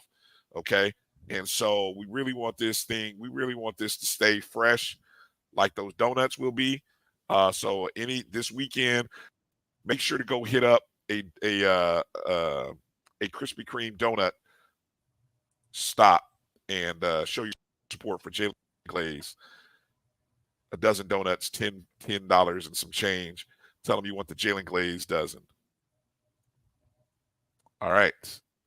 Yeah, exactly. Edwin, love Krispy Kreme. And that's for our visitors as well. So we'll make sure to promote that out a couple other times during the show. All right, fellas, I feel really positive about, I've enjoyed the hell out of this show. Great guest show. on. Yes. Great guest on tonight. Got to thank our guest who came on tonight, Tyronn Johnson, Aaron Gray, Kanan Lamb, part of our last playoff home game at Bragg. 25 years ago. 25 years. Man, wow. It's been that long. Jeez. 25 years ago. How symbolic. So that was awesome. Thank you to those guys. Hopefully if they're not on social media and you have a way, obviously I know Kanan's on social media. I know Tyronn probably is via his school, Miami Norland. Not really sure about Aaron. He may be on social. We'll make sure. I'll look their socials up and make sure to send out a tweet. But you guys make sure to thank them for coming on the show. Of course, let Coach Simmons know, like you guys always do, you appreciate him coming on our show. A lot of places that Coach can go, Coach can talk to. He finds time for us. We appreciate it. Yeah. And we appreciate him. And then, of course, KJ Black. Make sure to hit up Coach Black. He's still family. Don't forget, even though he's from the other side, but he's still family. So make sure to let Coach Black know you appreciate him. I don't know about them picking against the Rattlers, though. Well, hey. We learned something. We learned some good, valuable information in today's show. And hopefully it carries us forward. So, Edwin, you missed Simmons. Just rewind. You get top of hour 2, the 9 o'clock hour. I know we're now finishing off hour 3, but if you go to hour 2, at the beginning of hour 2, that's where you'll catch Coach Simmons. So, Rattler Nation, we thank you. Always, you can hit up. You can leave a donation. We appreciate it. Always, anything and everything you do is greatly appreciated. Helps us get up to the SWAC Championship game, and hopefully it'll help us get to the Celebration Bowl. We're planning some things now, so that way we can be there in Atlanta for this moment. We'll be in Tallahassee this weekend, Kelvin and myself, and then Lord willing, everything works out, Marcus will be with us live in Atlanta, the AT. What? He couldn't miss that. It's in Atlanta. Marcus couldn't miss that. So, so let's little spoiler alert there. Or maybe I wasn't supposed to tell that out. Sorry, Marcus. I was just excited. Anyway, I'm talking too much now. It's time to go. Marcus Green. Right. Hey, Marcus is like frozen, right? I don't know if you're supposed to announce that. I don't know if I'm supposed to announce that either. I'm sorry. What, boy? What, boy? What, boy?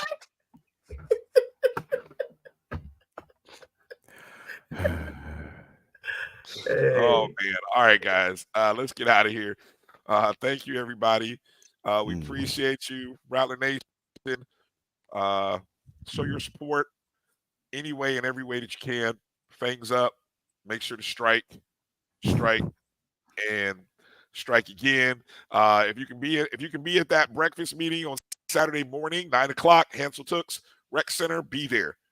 Let's let people with the money, people with the organizational ear of the important people, let's let them know that we care and that we want to support and we want to see this thing happen.